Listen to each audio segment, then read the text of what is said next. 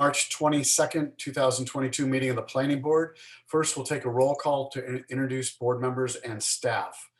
Ellen. Here. Kate. Here. Dave. Here. And we are missing Tom for now, right, Nora? He's not here yet. Okay. I'm Chris, and I will be chairing tonight's meeting.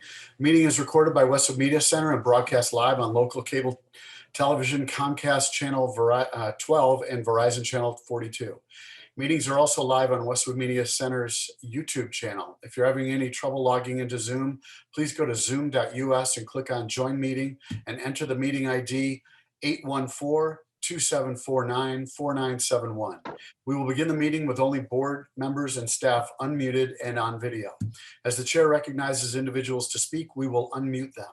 Board members may choose to mute themselves when they're not speaking in order to minimize background noise. For applications, the chair will first invite the applicant to address the board and give a presentation summarizing what is being requested. Board members received the application materials prior to the meeting and will have reviewed them. Board members may ask questions during and following the presentation. Staff and outside experts will provide comments to the board. If the issue includes a public hearing, the board will then proceed to the public comment portion of the public hearing and will restate the instructions. In this remote meeting format, residents and guests may participate in several ways. Attendees should raise their hand and wait to be unmuted and recognized to speak over the Zoom meeting application or from a telephone dial-up. We will be able to hear you but not see you. Additionally, comments may be submitted by email or regular mail prior to the meeting. When we come to that part of the meeting, I will remind everyone of the process. Following the public comment portion, the board will deliberate and make a decision or continue the hearing to a specific future date. All remote meetings require that votes be by roll call. When a motion and a second has been made, the chair will ask if there's any further discussion before proceeding to a roll call vote, and then we'll restate the results of the vote. Nora, are there any changes to tonight's agenda? There are not. All right. So first on the list is University Station. Yes. So the first item is a request for a special permit to modify the master development plan for University Station. So I'm going to we have Paul Sincata from New England Development. I'll bring the rest of his team and the town's peer review team, and then you can get started.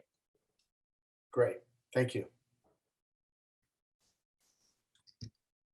Nora, okay if I share my screen now? Sure.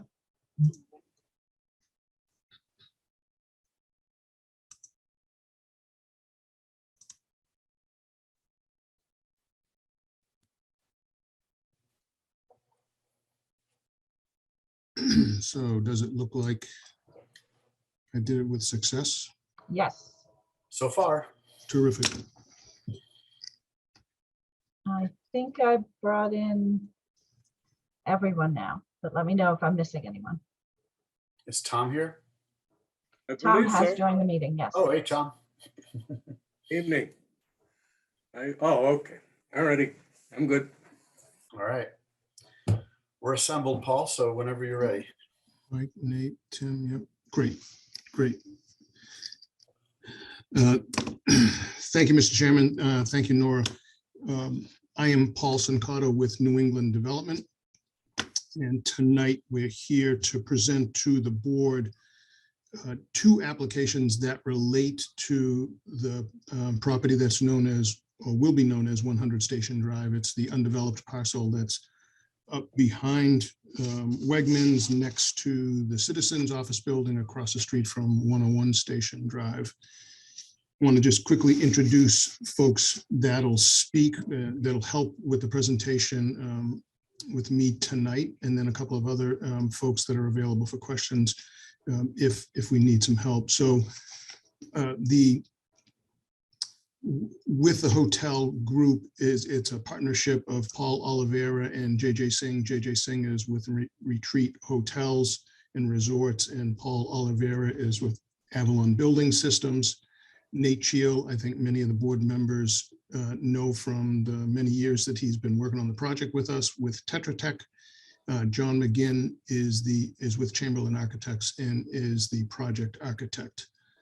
Brian Dugdale is maybe joining late, and Tim Sullivan's going to in the event that Brian doesn't get on and I'm in trouble, Tim's going to help me get out of trouble if I get myself into trouble. And Tim, I'm sorry, Brian and Tim are with Goulston and Stores. So the two applications that are before the board relating to the development at 100 Station Drive, which is a proposed hotel. One is a special permit that proposes to amend the master development plan, and the second is a project development review application. And just maybe to step back and remind folks the structure of zoning for the University Ave project. The University Ave project exists in an overlay district, which is known as the University Ave Mixed Use District. It was put into place at town meeting in 2013 as part of a master development plan. That master development plan that was approved as part of the zoning overlay district provides for certain uses in certain areas of the development. It regulates the overall amount of development across the entire University Ave, I'm sorry, the University Station development, as well as gives thresholds for each use that were proposed within the master development plan. And the zoning that zoning allows for amending the master development plan, which is what the special permit is before you this evening. And the special permit to amend zoning in this instance is to allow a hotel use in an area that was not previously dedicated for anything other than office and R&D. So just to refresh memories on what the current master plan is, in this master plan, I'm going to zoom into the area that we are dealing with at 100 Station Drive. 100 Station Drive, if you can see my cursor, is up in the top right-hand corner of this salmon color. And that was shown in the last master development plan amendment, which was done in 2019. That was done in connection with the Citizens Office building, which lies to the left of the parcel that we're talking about this evening. Back in 2019, when the master development plan was amended, it was thought that this would be an office use next to the Citizens building. If we go back and zoom back out. So again, the area that we're speaking of where Citizens and the proposed hotel are located, they're known as Development Area A. Only office R&D was the allowed uses in the initial master development plan. We saw on the plan previously that there was the Citizens building and then a second office building.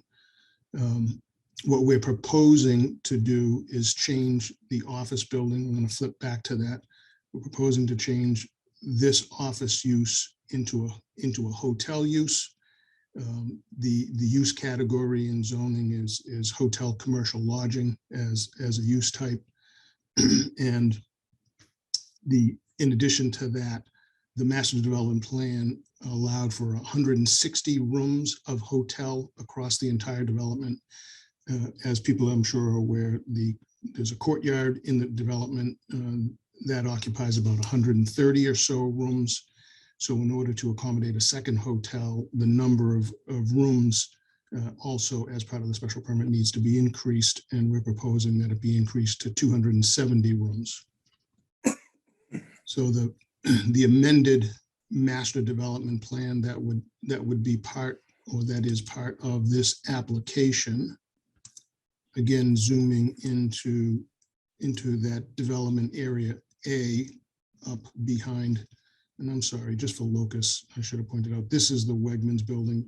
Folks may have figured that out at this point. This is the Target building. So again, a hotel is drawn in this location where we were showing on the last master development plan an office use. And this is the existing Citizens building.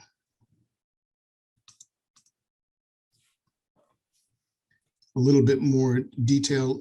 This is a site plan that is supplied in the special permit application. Gives a little bit more detail and context as to how the hotel lays out relative to the Citizens Building. The Citizens Building, as you recall, is a 4-story building. It's about 100,000 square feet. We have, Nate will talk a little bit later about some of the details and how the site at the hotel lays out.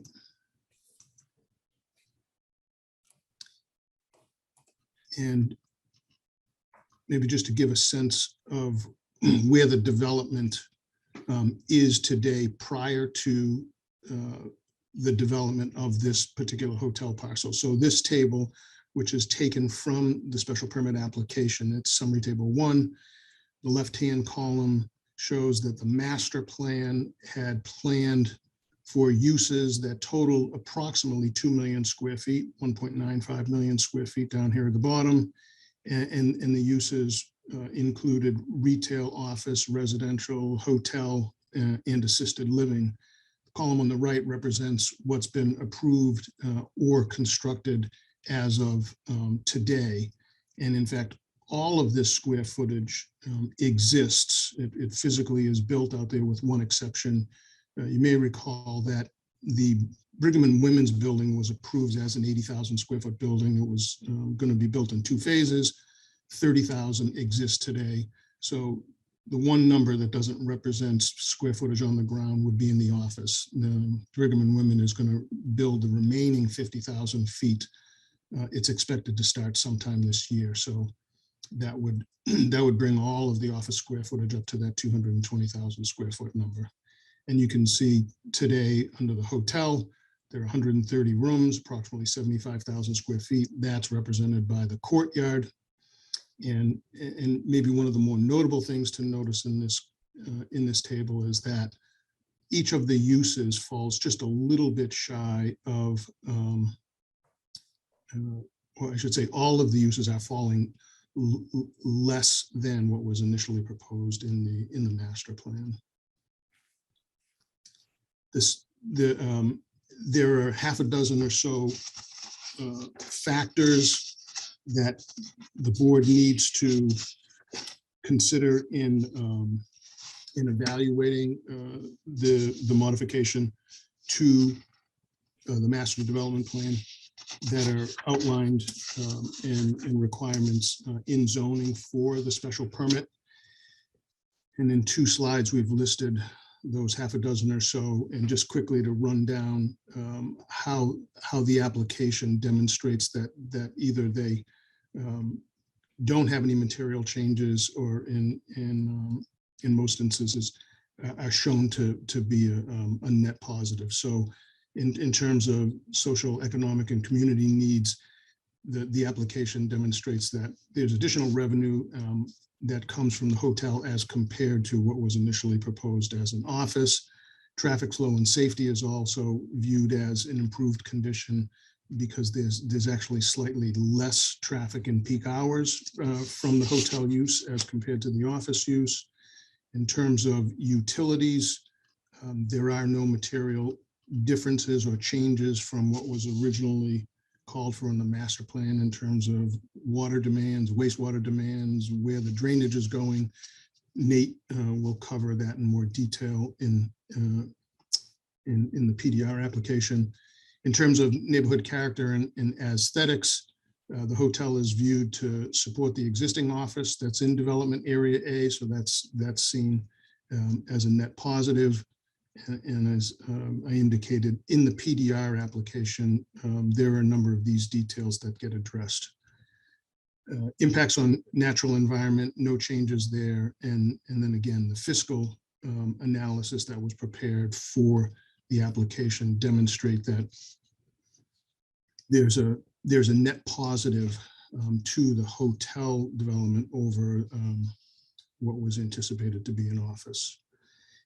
The zoning also requires that there's about 15 performance standards that need to be looked at. And in most instances, there are really no material changes when the performance standards are looked at. with the hotel use over that of the office use. Maybe to point out a couple up at the top, again, where the special permit is incorporating a new use into development area A, which would be the hotel use, where only office is currently allowed, and then again to a dimensional increase of taking the number of allowed hotel rooms from 160 up to 270. And then really just to wrap out the special permit application portion of our presentation before we get into the PDR application, just to recap, the application, I think, really demonstrates that the proposed change from an office to a hotel use in this particular part of the master development plan, as it relates to the overall development itself, is a net positive. The application that was filed goes into a lot of detail in terms of each of the factors and the performance standards that I moved very quickly through. This hearing will be, well, technically this evening, this is not the public hearing for the special permit. There was a little bit of an advertising glitch, so technically the public hearing for the special permit will be at the next board meeting, which is April 12th, and we'll go through this for you again. And then following issuance of a special permit, then the board can consider granting an approval on the PDR application that was filed shortly after February 17th. So the idea here was that we wanted to give the board some background on at least the special permit. It's understood that the board can't act on the special permit this evening, but at least it's background to the PDR application that we'll present next, and happy to take any questions on this aspect of it before we jump into the PDR. Thank you, Paul. Questions from board members? Comments? Anything?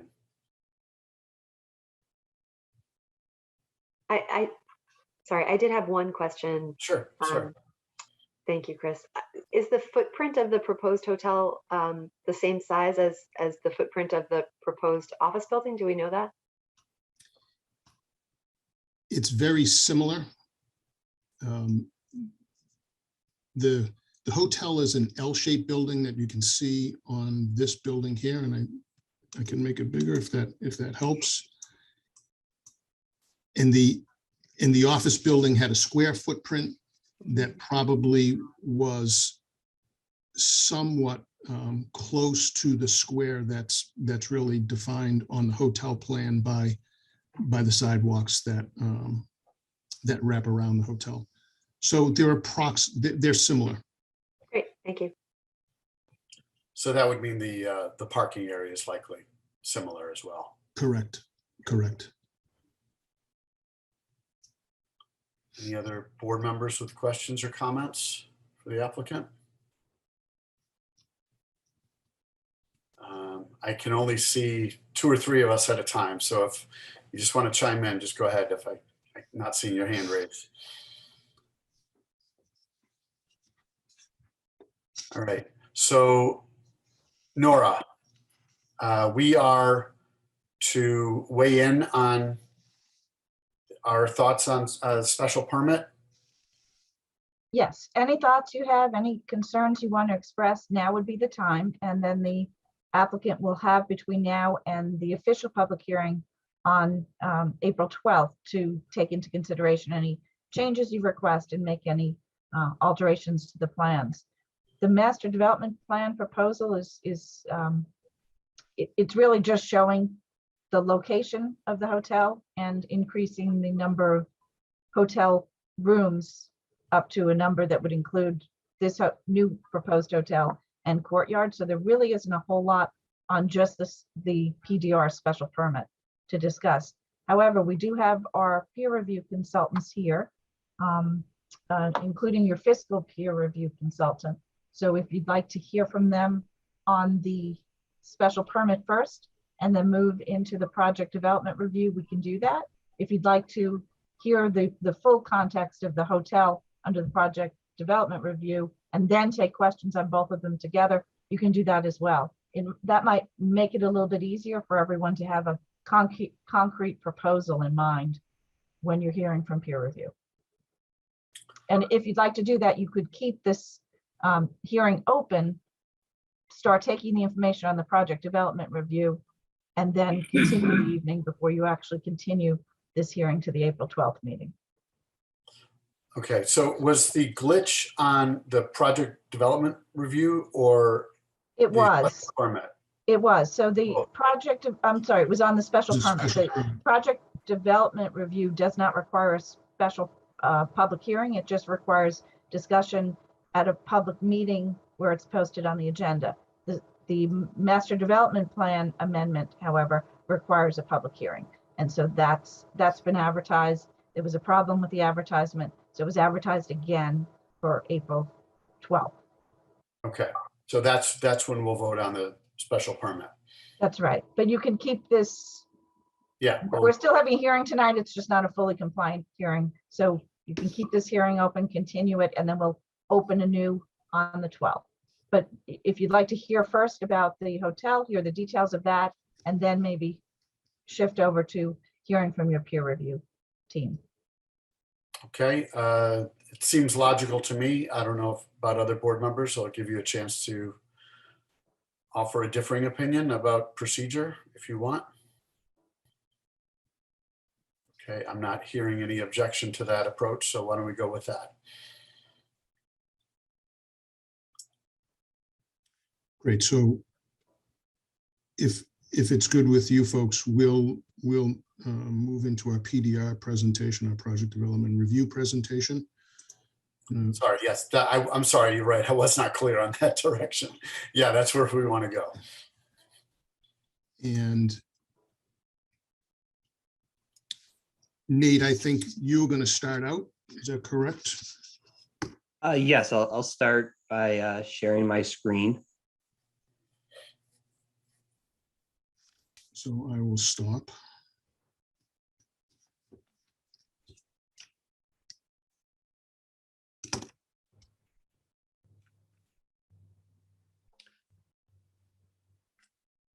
Can the board see my screen? Yes, We're good. Yes. All right. Thank you. Again, just for the record, I'm Nate Shield with Tetra Tech. I've been the civil engineer on the hotel project in University Station for about the past 10 years. With me tonight to present will be John McGinn from Chamberlain Architects. We're here to present the 75,000 square foot hotel. Just to start out and probably repeat a little bit of what Paul said, just to orientate the board. Again, the hotel is on Station Drive, just to the north of the Citizens Building behind the Wegmans Retail Center. And with that, I'm going to let John jump right into the architectural presentation. Great, thanks very much, Nate, and thanks everyone for taking some time for us tonight. The concept has been developed within the existing framework of the overall University Station master plan for the site. It's a 5-story building with 131 rooms. It's branded a Home 2 by Hilton. The site orientation, building orientation, has been set to address the current street network. We've located 2 access points in the main Portcashare Hotel drop-off, fronting these access points. The site has been laid out to address the necessary site servicing requirements, both fire, garbage, and meeting the local jurisdiction requirements. Parking has been provided at a 1-to-1 parking space per guest room. And the project has been closely watched and is currently running concurrently through the Hilton approval process. Maybe Nate, you can flip to the next slide. Just run quickly through how the program works on the project here. The ground floor is basically made up of guest service program, reception, guest services, fitness, pool, lounge, along with the necessary back of house services. Both the front and rear have landscaped outdoor spaces to activate the front and back facades of the building. Maybe flip to the next slide. Second floor becomes the typical floor, which makes up all of the guest rooms, and that runs from the second to the fifth floor. Flip on to the next one, Nate. This is an image of the rooftop plan. What I wanted to kind of draw your attention to here is it's illustrating the screening that we've placed around the mechanical units, which is a corrugated metal siding on steel posts. I want to flip to the next one, Nate. This is a 2D elevation of the exterior facades on the east and west facades. This is starting to illustrate the exterior composition of the building. The base will be finished in a prefab masonry or traditional product to match the other existing buildings within the development. I know there's been some discussions about using some of those similar materials, which we are certainly open to and reviewing. It's certainly the goal of this project to fit well inside the University Station existing development. The upper portions of the cladding system will be completed in a prefab EIFS panel system. This system incorporates a continuous exterior insulation layer with either masonry or EIFS finishes on the exterior, completed with actual face materials or comparable molds. The center section, or the beacon section, is the main branding for the building and follows a strict branding criteria in both its materials, colors, orientation, illumination. So we've been, working within the prototypical design elements to make sure that it's something that meets the brand requirements and also meets the local contextual requirements as well. I'm going to flip to the next screen. These are images of the proposed materials for the building right now.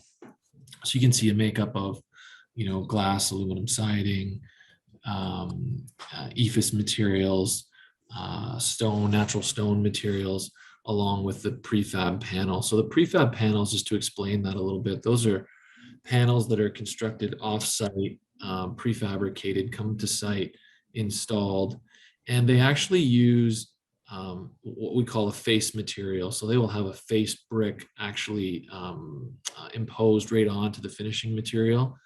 So the true finish of the panel is actually a masonry or an EIFS or whatever is prescribed in that particular panel. Go to the next slide, Nate. So the next slide is the north and south elevations. And then if you go to slide 10, Nate, this is a front elevation or front rendering elevation of the project.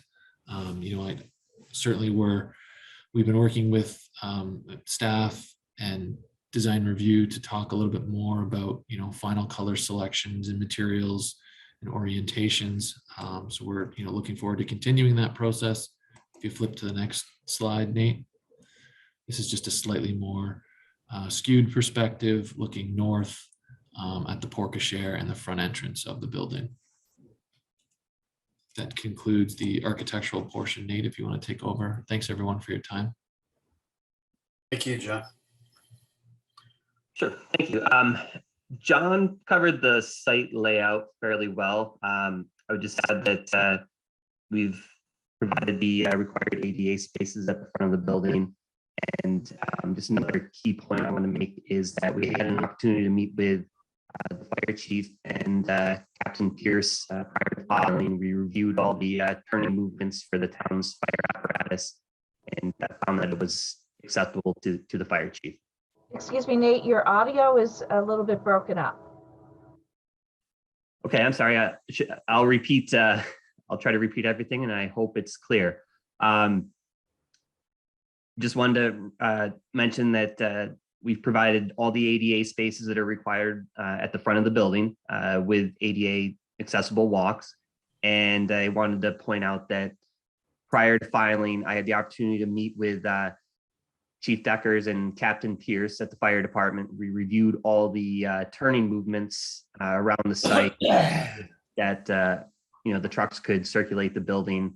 The chief and the captain were satisfied with fire access.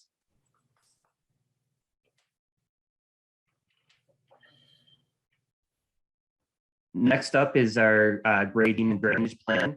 The grading has been designed so that water sheds away from the building efficiently. Stormwater from the parking lot will be collected by deep sump hooded catch basins and directed to existing drainage stubs that were installed as part of the citizens' construction activities. Though the drainage from the parking lot will flow out to the main site drive, out to Station Drive, down Station Drive to where there's a water quality unit that was sized for this upper plateau. And then that stormwater goes into the surface basin that's down on University Ave.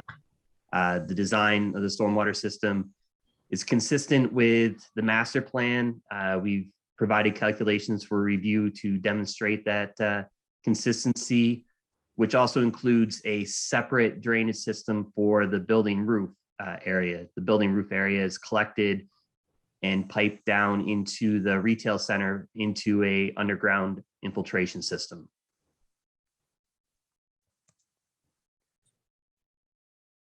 The site utilities have been designed to be consistent with other areas within the development. All the utilities will be constructed underground.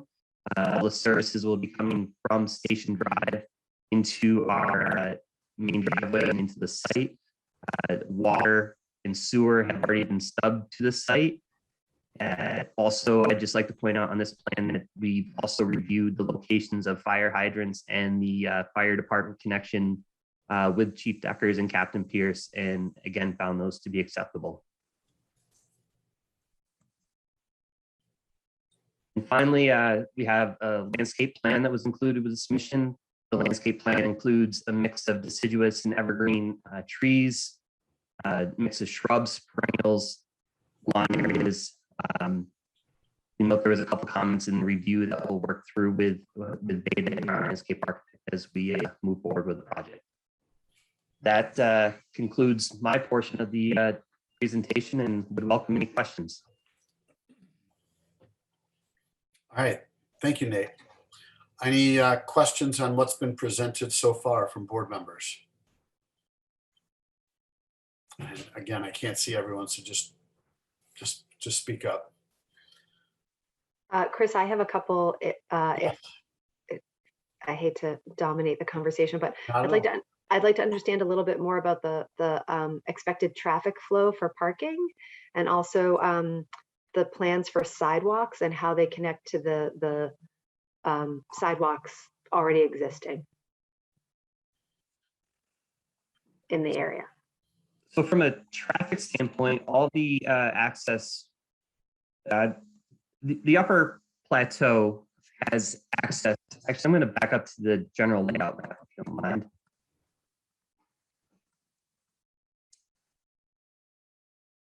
So if you can see my cursor, here's where the hotel's located. There are two access points that would be available for guests arriving at the hotel. We'd expect most of the traffic to be coming from Station Drive, taking a turn into the upper plateau and then into the hotel site. There's a second driveway to the upper plateau down off of Harvard Street over in this area. Vehicles can also come in through this drive and access the site, access the hotel via the two connections here. Does that answer your question on vehicle access? Partially, yes. Thank you for that. What it looked like to me is that you had to the left of the hotel building, it looks like you have 3 rows of parking spaces, and I could be wrong there, but I'd like to understand how you get to the furthest row. There might be a Citizens Bank row. Yeah, that's my question, is who does that parking belong to? So this row belongs to the hotel. It'll be in the hotel parcel. One of the comments that we did receive from Beta, and I think some of the discussions that we had, is that we'll need to sign these spaces to make it clear that they're here for the hotel. I think the plan would be for the hotel staff to primarily use those spaces first. And I don't think the staff would utilize all of them, but they would use those first, and then guests would use those as well. And then there would be pedestrian connectivity through the sidewalk network that you see around the building. This sidewalk continues all the way through the Citizen site, back out to Harvard Street. And then this walk here connects via a crosswalk here and a crosswalk here to Station Drive. And then you've got sidewalks on both sides of Station Drive that will take you back out to University Ave, where you have access to the Gateway Park. You can cross the street over into the village area where there's the linear park, or you can walk into the retail center. Okay, and so thank you for that. One of my concerns is, people, crosswalks or sidewalks are great, but not if they're too far away. So the parking spaces that you have that are very near to the entrance to the hotel that don't, there isn't space for kind of a crosswalk there, that concerns me a little bit. And the same in the back of the building, right? I assume they'll also be able to enter through the back. Those spots that are towards the back, I just would like people to be able to kind of walk a straight line to get to the sidewalk to then get into the building, instead of having to walk out to the street and kind of walk around to get to a crosswalk, if that makes sense to you. And I also know you don't want to give up, nobody wants to give up parking spaces for a crosswalk. But that is just something that jumps out at me, is that it's a little bit of a hazard. And then my other question is, do you have plans for bike racks anywhere? I'm big into bike racks. Yes, there is at the rear or drawing north of the site. Maybe Nate, you can zoom in there, or you can show your cursor there. Let me escape. You probably can't zoom on that view. Yeah. We provide a location for bike racks. Great. Those were the questions I had at this point. Thank you. Nora, we do have areas in the project where we have crosswalks. The Mexican restaurant, I think we have one across parking lot. And isn't there one also over by Not Your Average Joe's? So, Nora, are you there? Just looking for confirmation of what I recall. I can answer that. I do recall those. It may show up on your master development plan shot, but I think we do have some within the project already.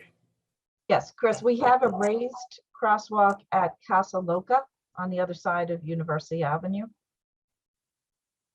Right.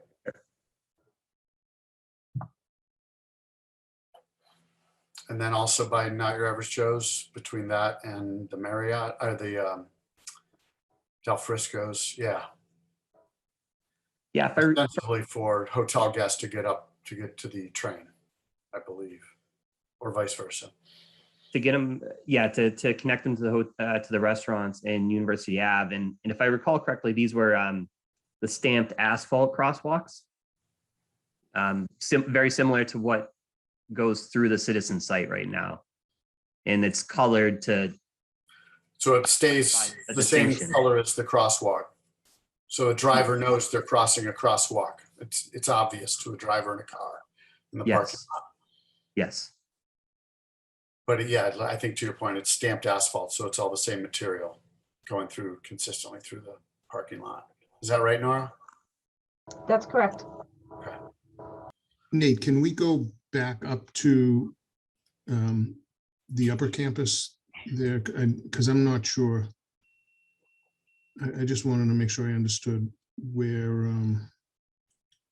the crosswalk connection that we're speaking of.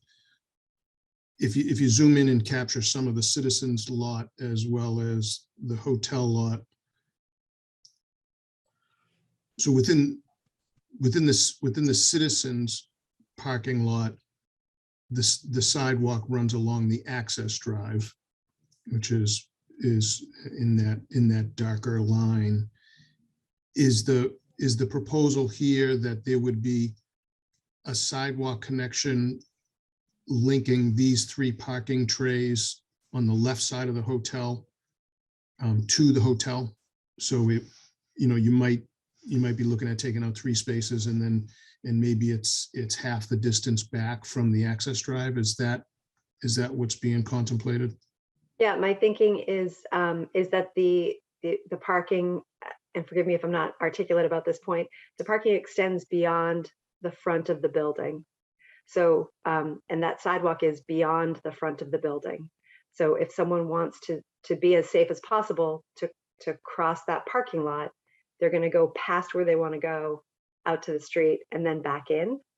I see. To pick up a crosswalk. And I would like, first of all, those 2 columns on the left look scary to me for parking. That seems a little confusing to me. But I also like the idea of, if it is that congested, it looks a little congested to me. If it is that congested, can we provide a clear place for people to walk safely between tight parking and the entryway to the hotel? Are we thinking maybe something linking like this, if you follow my cursor? Yes, except I don't need it to go to the sidewalk. I want it to go kind of to nothing, which is not what you want to do with a crosswalk. But I think if I understand what you're saying, Kate, you want to go about midpoint of the building and then straight across towards Citizens. So you connect from the mid part of the building. Keep going up. Yeah, from there, straight across towards Citizens. yeah, Something if there's like if there's a walkway around the building, and I'm not sure that there is there one directly abutting the building? I think it surrounds the building. Yes. Yeah. So I Nate, would why love don't you- to connect closer to the midpoint of the building.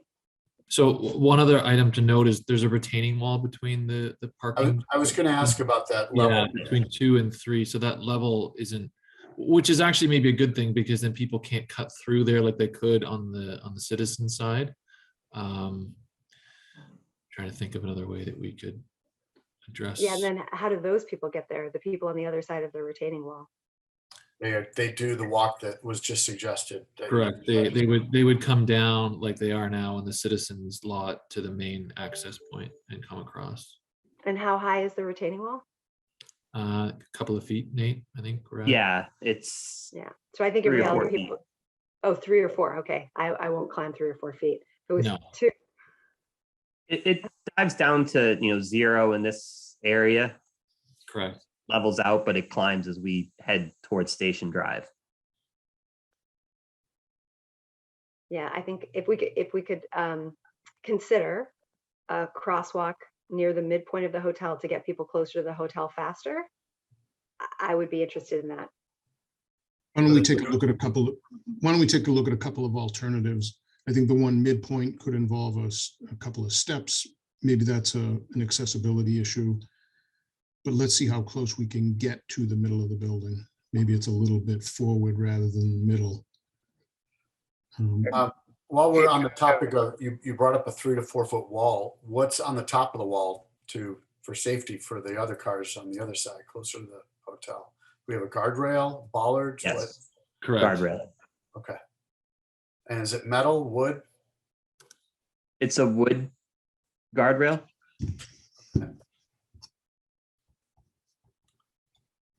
Any other questions by board members? Yes, this is David Atkins. Let me jump in. So if I'm kind of thinking of it in terms of use cases, so tell me if I'm way off here, but I assumed one of the main uses would be people staying at the hotel to go to training classes at the Citizens Bank building. Is that sort of a likely thing, or is it that they wouldn't expect to do that? Has Citizens expressed a need for that with their employees? I think they had, if I recall, when they were first, before they were building, that was one of the things they talked about. But the reason I'm asking that is just about this sort of having a crosswalk versus, I agree that there should be a direct path from the hotel over to the Citizens, because they're not going to want to go around out to the street to the sidewalk and all. People are going to climb over the wall, or well, they're not going to climb over a wall. But if that's a expected use, then I think it should be, that there's a clear pathway through. It would also look nicer if it, and I think that's kind of how we did further down at the, that other building across University Avenue there, is it Mercata or something? I can remember how that parking lot, we kind of broke things up a little bit there to provide a path through the parking lot, I think. So I think if I could just offer a couple of things about how the pedestrian movement is apt to happen.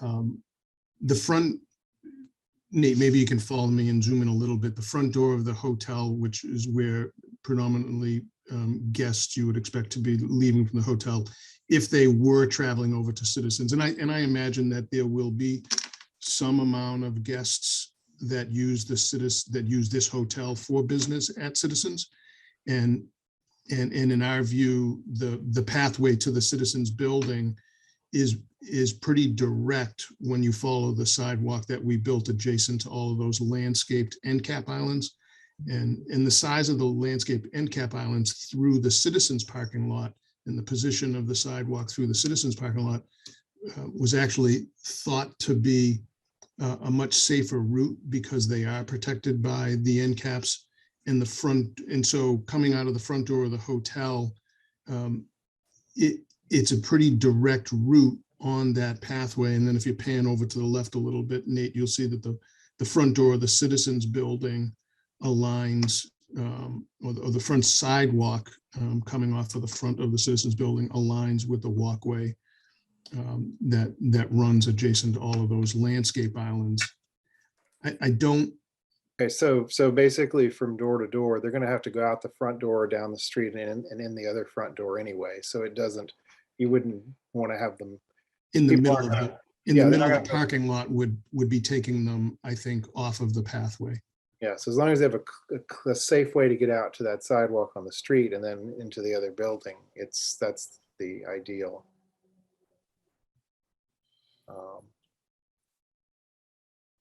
So And- ahead. Go I was ahead. going to say, in Nate, the route that Nate highlighted earlier, coming out of the front of the hotel, excuse me, is how they would get to that front walk.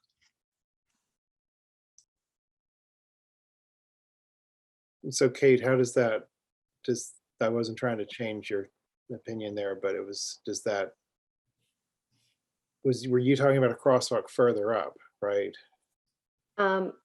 Really, all I wanted to do was have a conversation, Dave, and have us be thoughtful about the pedestrians in this facility. So, I just appreciate that we're talking about it. I don't have a very strong opinion for this to be anything in particular.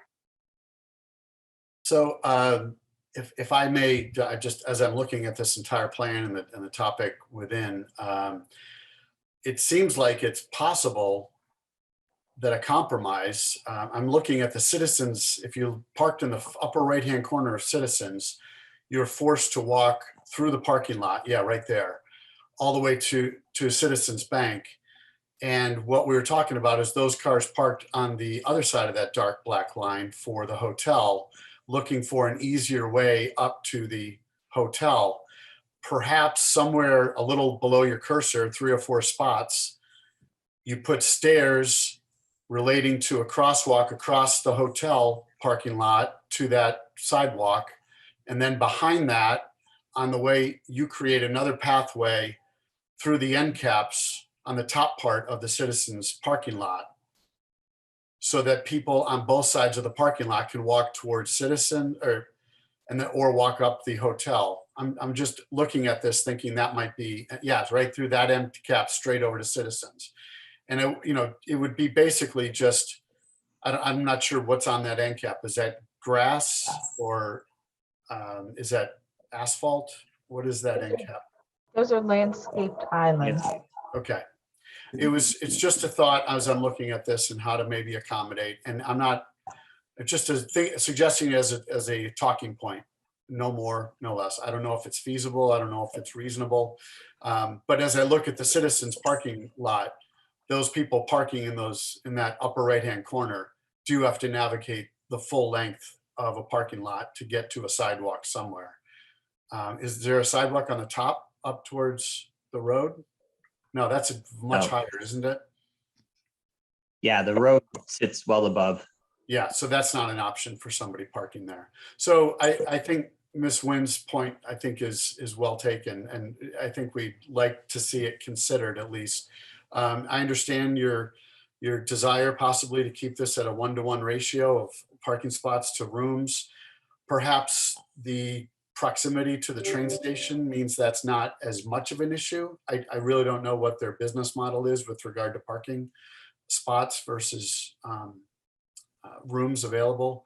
But as you said, I think you'd sacrifice 3 spots up there with a set of stairs below and then a crosswalk above to the sidewalk that's going to be established around the. Yeah, I mean, currently we have 2 surplus parking spaces. The brand does require a 1-to-1 in this scenario, but we have a couple to play with. So I think that's certainly something we can look at. Okay. Why don't we try to come up with a couple different ideas that we can at least think through in more detail, and we can also work with Merrick's group just to maybe vet out some other ideas that Yeah, that'd Merrick be great. may have with us. I did have one other question. The second entrance that you alluded to up on Station Drive, over to the left, I think. Is there going to be any signage for the hotel there? Or is it just going to be reliant on them knowing that the road goes all the way through?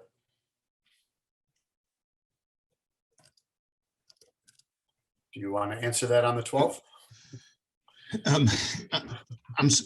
I'm sorry, Chris. Do you mind repeating the question again? The entrance off of Harvard Street The entrance off that of was identified okay, as a second right, entrance. yep. Will there be any signage for the Hilton Hotel up there as a way to get to their parking lot? That right now, short answer is no. That pylon is a citizens devoted monument sign at that entrance. There will be, if Nate, can you get us down to the monument sign that's on the corner of Harvard and University? There will be a sign on the monument sign that's located at the back corner of that building there. And that monument sign is intimating that if you turn down this road, you can get to all those stores that are on that sign. So that monument sign today has 2 panels on it. It has a large panel for Lifetime Fitness, and it has a small panel for citizens. And there's one panel that is left available that the hotel would go on there. And so it would direct people from University Ave onto Harvard Street. But Are they going to have another one down by Gables? and then, yes, and there'll be a panel on that monument sign at the intersection of Station Drive and University. And then when you come up Station Drive, there's a monument sign today that's a shared monument sign right where Nate's cursor is. And that monument sign will be signed citizens and the hotel. In the citizens deal, I'm sorry? Is there a citizen sign there now? Yes, So the hotel will be added to it. correct. There's a blank panel waiting for the hotel. So it seems logical to me that if you're going to have that shared monument sign there should be a shared monument sign on Harvard Street entrance. That is sound logic. It didn't follow through with the citizens deal. So there's an agreement with citizens that would preclude the sharing of a sign at that location, That is correct. but not one on Station Drive. Correct. And the Interesting. the logic behind those business negotiations that happened a long time ago were that this particular parcel where the monument has a shared where the monument is shared is on the end of this upper campus closest to the parcel that would have the shared sign, whereas the one on Harvard is at the far end, and albeit it would there would be some logic to saying, turn in here if you want to go to the hotel. Keep in mind, a driver that comes up Harvard Street and doesn't turn into the Citizens lot just simply goes around the station driveway. And Or they have the option to make a misturn and go up to Eversource. correct. Signage is supposed to make things clear, and the absence of a sign in somewhere in this area. I'm not saying it has to be on that place shared.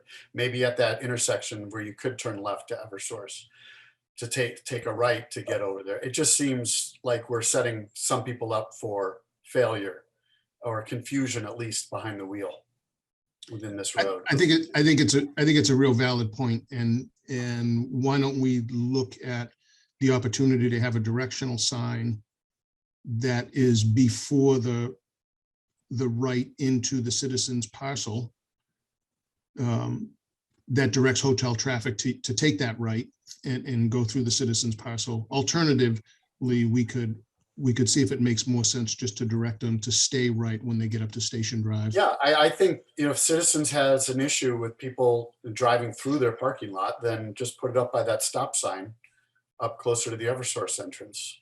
I mean, unless they have rights over that land and whether signage can be put up there by that stop sign. I don't know what your agreement says, where we can put a sign, but I do think you do need to make things clear. If you're going to invite people to go up Harvard Street, there has to be continued signage about how to get to there. I don't care if they always go in off of Station Drive, but I think you need to be clear because there's a couple misstep options there. Yep. No, that makes sense. Any other comments or questions for board members? Just chime in. Again, I can't see any of you, so. I did have one last one, I think, which is I've seen here the numbers of 130 and 131 rooms. I think tonight I've heard both. Which is it going to be? It's 131. I think on one of the original submissions, there was a typo. So it is 131. Okay, thank you. I have just a quick Yeah, go ahead, question Ellen. about an infrastructure resource type impact. I saw the notes from Dedham Westwood Water District about water consumption, which is great. It was helpful to see that. My question is about has the sewer department weighed in at all about whether or not they have any thoughts? Because I'm assuming, and I may be incorrect, but I would think that the demand on the sewer system would be higher from a hotel than from an office building. So I was just curious if they had any thoughts. This might be a good time to hear from our peer review consultants. We have Merrick Turner from Data, who could speak to you about his review on the project.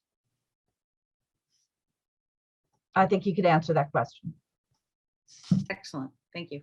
Yeah, so just to take that question first, just in terms of overall sewer flow, when the master plan was originally permitted as part of our review, we just went back and looked at the original volumes from up in this plateau area, and what we saw was the total plan at that point in time is more than what is being planned now with the revised Citizens development a couple of years ago and what this is here. So there is an increase relative to office space, but it's offset just in general. And throughout the development as a whole, one of the charts that Paul had up early on was, although there was planned 2 million, the current space developed is about 1.5 million. So I think everything's sort of tracking on the lower side. So we didn't see an issue there, in terms of actual demand, and we wouldn't expect an issue in terms of capacity. Thank you. So with that said, should we continue at this point with some of our comments? I think that the discussion that you've just had highlights several of the things that we were going to talk about as well. So it's good to see that discussion is already in place. But should we just run through our letters at this point? I think Nora thinks it's a good time. I would agree, unless there's some more information Mr. Sincata wants to convey to us prior to that. No, I think having Merrick run through both of the beta letters would be great, and it'll indicate the issues that we identified. We went through we received the letter last week, and we've had a couple of phone calls to review those comments, and I think we feel confident of how we're going to address most of them, and I can let Merrick do the rundown, and that's what our focus is between now and the April 12th meeting, is to just address them in detail. Okay. I just didn't want to hijack your presentation. Nope. Okay, good. Thank you. Okay, so my name is Merrick Turner. I'm with Beta Group. We've been the peer reviewers on the project for some time, actually, since the initial master plan development. So we've been working along with the town and with New England Development and others throughout this process. The town had asked us to review both the master plan modification, and those comments are in a report that I believe is in front of the board. It's a letter dated March 9th from Beta Group. And we also reviewed the PDR submission, and our comments are provided in a letter to the board dated March 17th. So I was going to focus on the March 17th letter here, go through that fairly quickly. We've had an opportunity to review those comments with the development team, both the architectural review comments and the civil site comments. I think it's fair to say that most of our comments really relate to the resolution of details, and the development team, I think, has been very responsive in our discussion so far. So we feel comfortable that we're going to work our way through those details satisfactorily. Most likely in time for the next meeting that comes along. In terms of presenting that memo to the board, I think what I'd like to do initially is just go through the civil site comments very quickly, and then have Mike Sinesi, who's also on the call today.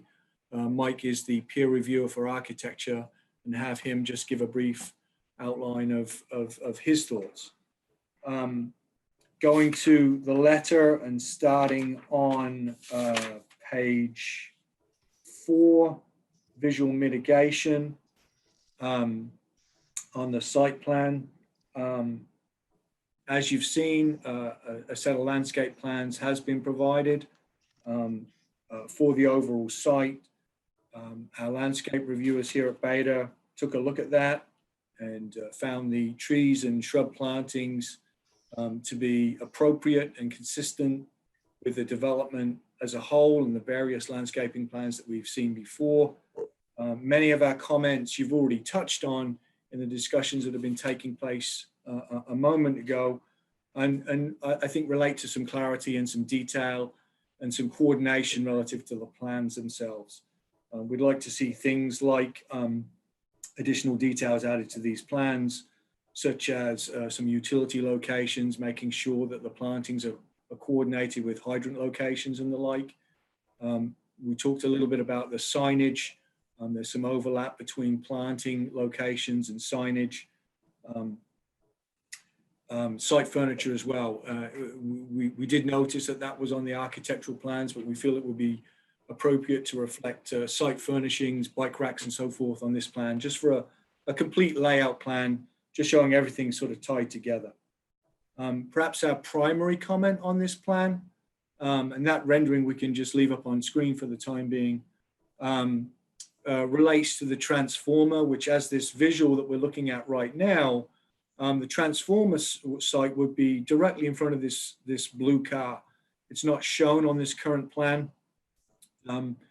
Our preference would be, if possible, to have that move into the rear of the site. We did talk a little bit about that with the development team, and it's a detail that they were going to look at.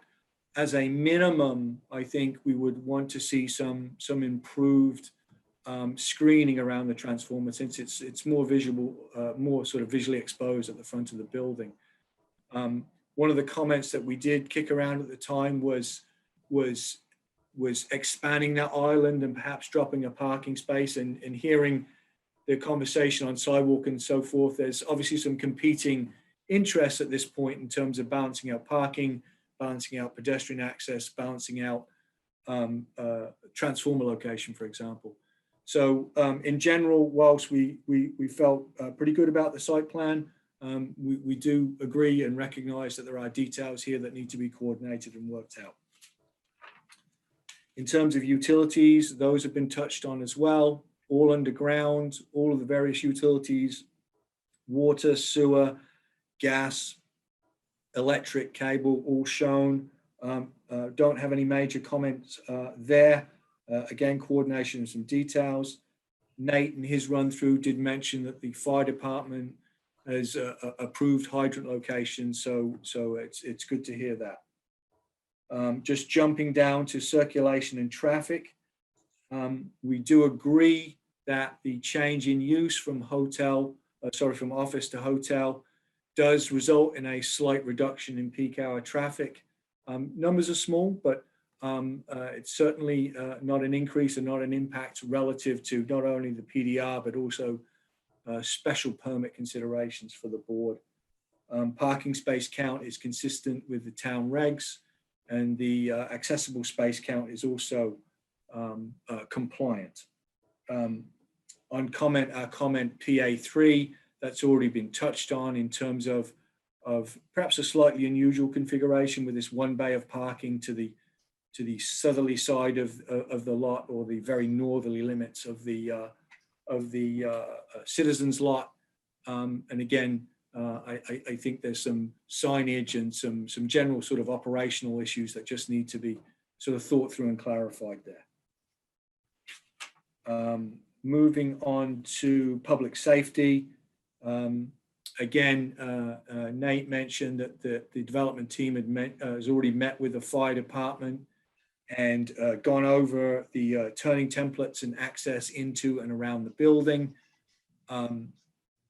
We wouldn't expect a problem there. The parking lot geometry is very similar to elsewhere in the development, so access should not be a problem. In terms of documentation, we would just suggest that the templates be included in the overall documentation for the submission, just for completeness. That's typically what we've seen before, and would suggest that again. Stormwater management, the proposed stormwater management techniques, roof runoff to infiltration, surface runoff to detention ponds. That is consistent with the 2013 master plan, and also meets Mass DEP standards. Some details to work through in terms of inverts and so forth. But again, we see that the overall site really compliant with the 2013 master plan intention and characteristics. A lighting plan was submitted. The lighting plan showed adequate levels of lighting, and if anything, again, just looking at this rendering in this immediate drop-off area, there were some higher levels of lighting. We're not opposed to that. We don't see that as an issue necessarily, but we also wouldn't be averse to seeing that lighting more or less at the average lighting levels through the parking lot. So there may be an opportunity there to remove a fixture if there's a desire to do that.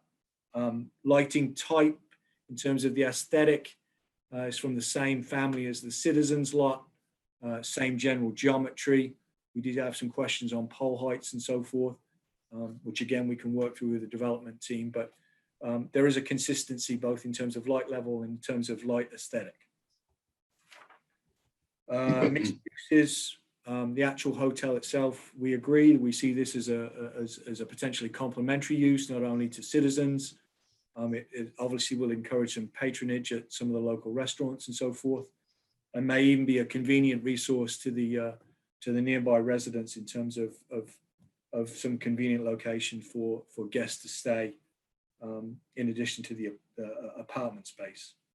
Energy efficiency, that's really a building level review. The applicant, New England Development, has indicated their intent to meet all of those requirements. Not concerned there. Air quality, noise, vibration. Again, we don't see any key impacts relative to the master plan. Just jumping down to water quality. water quality, really very much related to the stormwater management review. The techniques and so forth that the team are using are essentially the same as the other site developments throughout the master development as a whole. And much of the stormwater management was really developed early on in the master plan level in terms of some of the significant retention detention facilities and infiltration requirements. And this site is plugged into those features in the way it was contemplated in the original plan.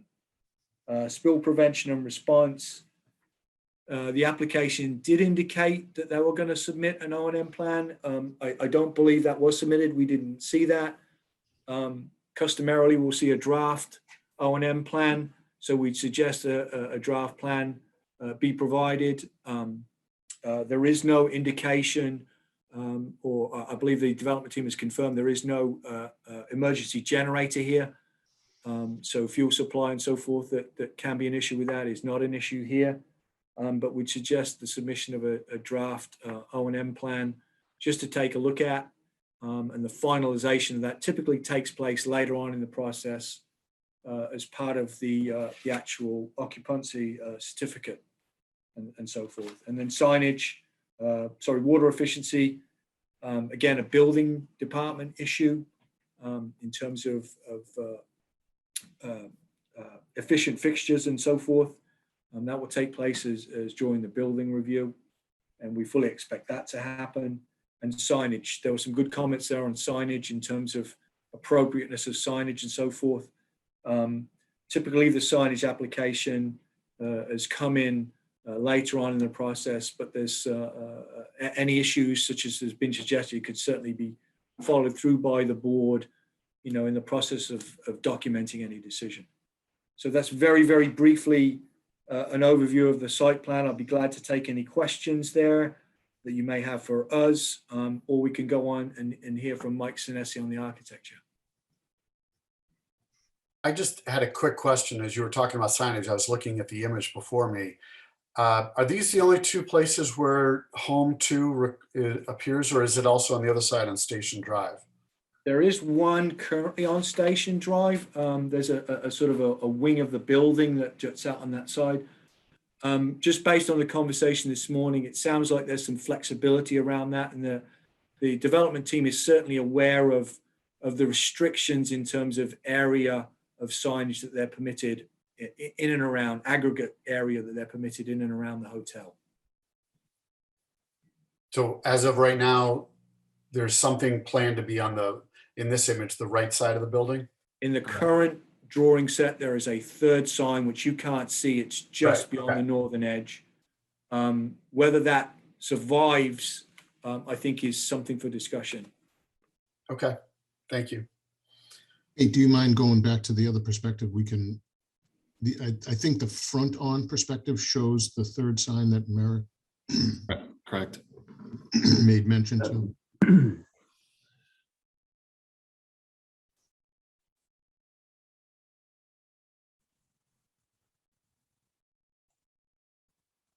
Yeah. Oh, okay. So it's not facing the road, it's facing the hill, so to speak, the same way as over the front door. Okay. Thanks. Any other board members have questions for Merrick at this time on the things he's brought up? Or we can just wait for the responses on our April 12th meeting. Again, I can't see anyone, so if you have a comment, just go ahead. I have a few other points, Sure. but was there more presentation now, or should I? I think we're going to talk about architecture next with Beta. Is that right, Merrick? Yep. We can certainly have Mike just highlight his comments. Yeah. So Dave, if you have comments on architecture, we can wait for Mike to present his issues or his comments, or if you want to talk about what Merrick just talked about or something else pursuant to that. All right, let me just throw these things out there, and Sure. I don't want to take up the whole time here. So let me just put them out there and see what maybe for next time come back. I'd like to see there's kind of one general comment and two specific things. So the general one is just the idea of, I think that it should be a very walking oriented hotel because of the proximity to the rest of the shopping and everything, and people from the train station either working or staying here, walking back and forth. I think that sort of foot traffic really, it should be seen as a priority. And so there's, for everything's like lighting, accessibility, signage and all, it's important to have it for cars, but I think that a substantial amount of the activity here should be foot traffic. And so I think we should look for every opportunity we can to make that safer and to promote that, is to view this as more of an urban hotel. That I wouldn't need a car if I came to this hotel for something at Citizens and I go down there and eat and hop on the train going to Boston. I would not personally see a reason to have a car with me. So I think that's just a general perspective, maybe that's, I hope is, that should be designed around. But then two very specific points. Have you thought about having the ability to have EV charging stations? So to have, so that if, you could charge an electric car with probably like a couple of level 2 charging stations would be a great addition, I think. And then the second thing would be, I would expect there'd be a lot of drop off traffic of people getting an Uber or Lyft, kind of thing, or if there's taxis still around, I expect again that there would be a fair amount of that sort of activity. And so the traffic flow should anticipate that, people are going to be sitting there waiting for somebody to come out of the hotel to pick them up. So I think see that that's been designed for. So those are, if we can talk about it now, or we can take it back the next time, but I just wanted to throw all that out there. All right, thanks, Dave. Good questions. Just, I guess, a real quick one, piggybacking onto what Dave brought up. If there were EV charging stations, would that still go towards the business model of one-to-one? Would that still count, since it would go to guests? Would they still consider that as part of the one-to-one ratio? Correct. It's still included, and the plan is to add some EV charging stations. And are the handicap spots included in that ratio? Correct, they are. All right. Thanks. That just came to my mind when Mr. Atkins was asking his question. Okay, Merrick, unless you have follow-up or something else that just came to mind, we can move on to Mike's assessment, architecture. No, I'm good. Thank you. Okay, thank you. Thank you, Mr. Chair, Nora, and members of the board. Thanks for having me tonight. It's Mike Sinesi with DSK Architects, consultant to Beta Group and peer review architect on behalf of the town. So we looked at the building design and the documents that were provided and came away with, I'd say, 3 areas of questions and concerns. Most of these, as Merrick had suggested, are in the details. First, related to building height, and it's not so much about height. The building is in compliance with the less than 70-foot building height. But with regard to the mechanical equipment screens that my colleague, Mr. McGinn, suggested, equipment screens around the pieces of equipment at the top, would be good to show those on the elevations of the building, just to get an idea, since they visually do contribute to the mass of the building. Is it okay if I could just go through these Sure. Or should we respond one-to-one? Well, but I don't, do you have a lot, or did you say 3? I meant to preface, I'm sorry, I have about a dozen items here. But they condense to 3 areas of concern. A dozen, I think sometimes things get glossed over or forgotten if we wait till the end. And I don't want to belabor points or drag this on really long, but I think if board members have a question related to what you just answered or what you just talked about, we should ask them after each, so it's top of mind consciousness. So does anybody have anything to mention about the mechanicals on the roof? Is that what you were referring to? That's correct. I'll ask one question, just exactly, or do we have a top view to show us where they're proposed to be on the footprint or roof print? We do on the roof plan, Nate, if you can go back. We can get a sense of, I don't know how high up they will reach. Typically for a hotel like this, you'll have a 5 foot, maybe 6 foot after it sits on top of its sleeper's mechanical unit, makeup air unit. That's really about the only major item that can end up on the roof. Potentially a couple condensing units, but the condensing units are typically lower than the parapets themselves. And the front of the building is the side with all the numbers on the right? Or is Front of it the building is to the okay, drawing down south. below. Drawing Gotcha. south, correct. Okay, Um, all right. So Mr. Sinesi, do you see that makeup air unit being visible from the street? I hope not. And that was why I was hoping to see the equipment screens on the elevations themselves. Just all it is a line, and it gives us a good idea of where that. Okay. And Nate, maybe for clarification, Nate, maybe for clarification, run your cursor over. It's labeled corrugated metal screen. It's the red dashed line Correct. that disappears in this drawing, I think. So that's where the screen will be. Okay. While we have this drawing up, and I failed to mention it in my report, and I'm not trying to pile on here, but while it was brought up about EV electric vehicle charging stations, the question I'd pose to the applicant would be, will this building be made solar ready? Will solar accommodations be made as required by building code? Any requirements of the building code, we will certainly meet. I can speak to some of the other developments we've worked on with this particular developer, and we have done EV charging or EV panels on the rooftop. So I would certainly say that's something that we will discuss. Good. Thank you.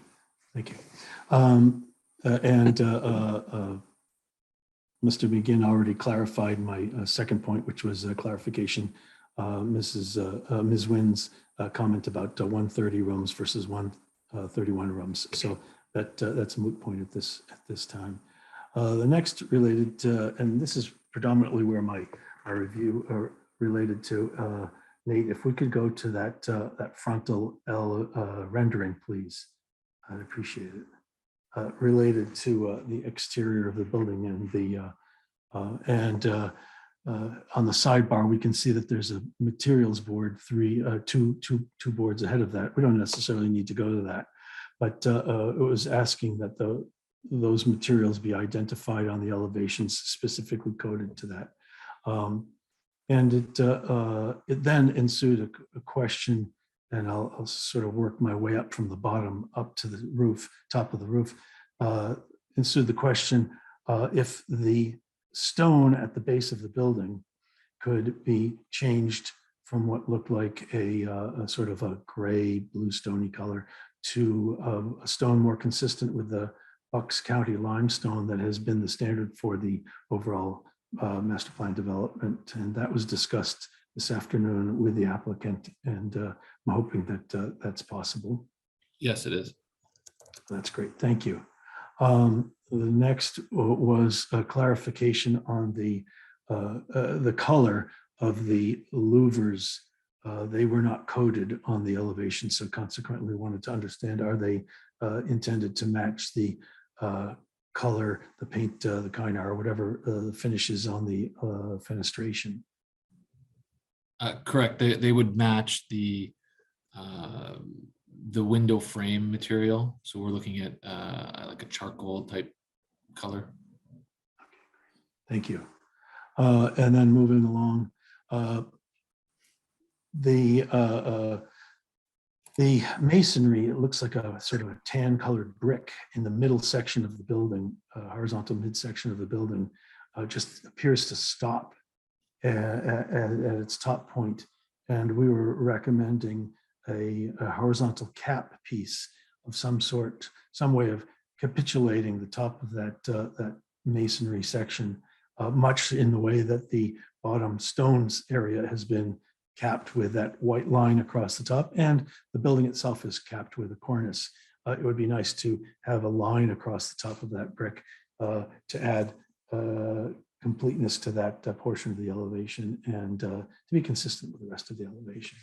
So there is actually one in there. I think just the scale of it on the rendering, it's not as clear, but maybe we can increase the emphasis of that in that transition. We can certainly take a look at that. Great. There Great, thank you. appears to be vertical pieces on by the front door on either side. Correct. The verticals are thicker to kind of emphasize the verticality of the center section of the building, and the minimalization of the horizontal one to just make the building look less layered, letting kind of the material and the color of the palettes do that layering versus a harder line.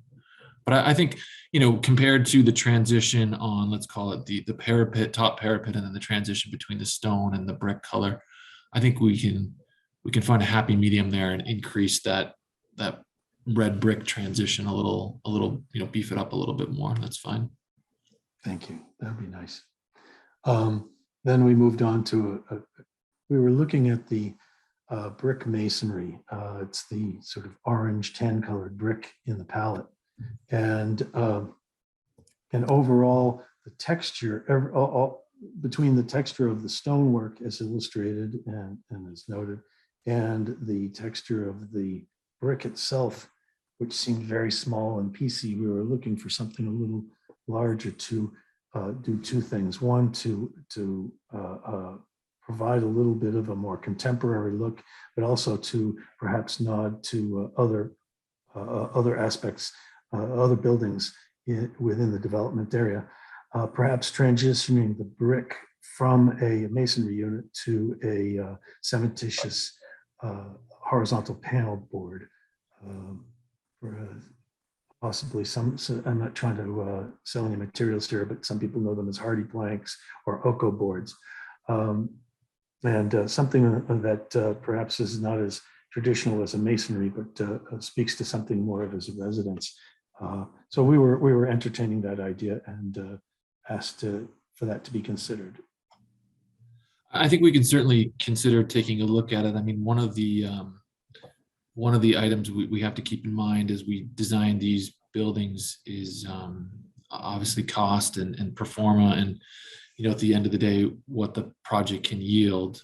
So we're certainly conscious of these materials and what materials work with these buildings. I mean, there's a certain prescribed material that comes with the Home2 brands. But certainly we can take a look at some alternate materials and see if we can make them work from a budgetary point of view as well as an architectural point of view.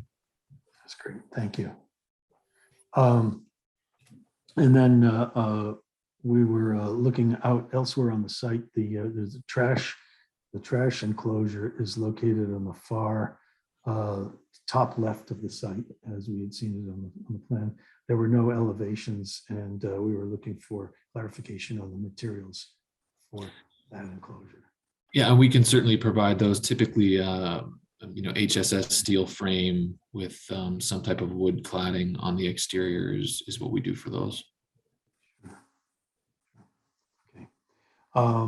And then moving along, focused toward the center of the building, and what has been referred to in the documents as the beacon, which is that central tower element. We were making the recommendation that this is about color and how color relates to mass form and understanding of that form. We were making a recommendation that the entire body of the tower beacon, as it were called, be painted in the darker of the two colors, the color as seen behind the Home2 sign and on the left, the right-hand side of that tower itself in the recess, painting the left-hand side of that same volume or that same mass in the same color, I think would really accentuate that tower element and bring it, give it some sense of presence. So that was our recommendation in that regard. So interesting on that point, that was something that came up quite early, and the original concept did have a solid color, and in strong recommendation from the brand in respecting this beacon, which is basically the main element of their brand. That was one of the things that they've pushed quite hard for as a differentiation on this to further identify that.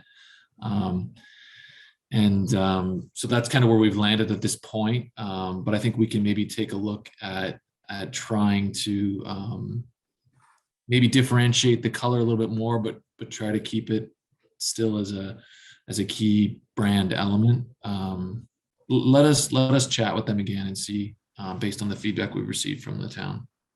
Okay. Thank you for your consideration in that regard.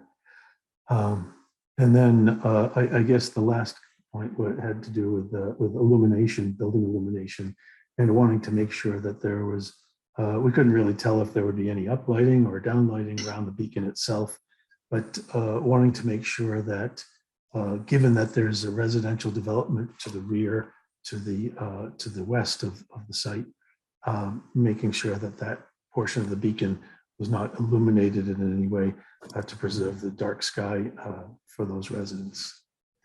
Correct, and there will be no uplight illumination. The brand doesn't permit it. They don't want any spillage into the rooms. So typically the beacon, there's some elements on there, but in our particular beacon, we've got guest rooms there. So if anything, it'd be very minimal and certainly would fall within those dark sky requirements if it was implemented. Thank you. And Mr. Chair, that concludes my review. Thank you very much. I do have a follow-up. If you could clarify the base band of materials, were you advocating a change in color of that? I can't recall what was said on that. Sorry. I was advocating a change to the stone that has been used elsewhere on the park, in the development, to a Bucks County limestone, which is a slightly some darker elements to it, a little more natural looking, when I say natural, more of a fieldstone type of a look, rather than. You're a building off the top of your head you could recall for us, so we might visualize it. Some of the retail buildings have used that stone. It's been used throughout the development. It's been the forms. Mike, I believe the Wegmans building, the base, Yes. the base Thank of you. Brigham and Women's building. Okay, Right. thank you. Right. Thank you. And that would the pillars as well, and that. In the retail, I think that's right, Chris. In the retail center, many of the pilaster elements were, I think, are the Buckstone. Okay. Or the Bucks County limestone. I'm sorry. Okay. Questions for board members for Mr. Senesi and his comments? Anybody have anything? I have a question about the those rooms immediately to the right of the beacon, that on the 3rd floor, and then I guess the 5th floor just below the window, there's those white lines, and I'm just wondering what those are. Chris, I'll let Mr. McGinn respond to that.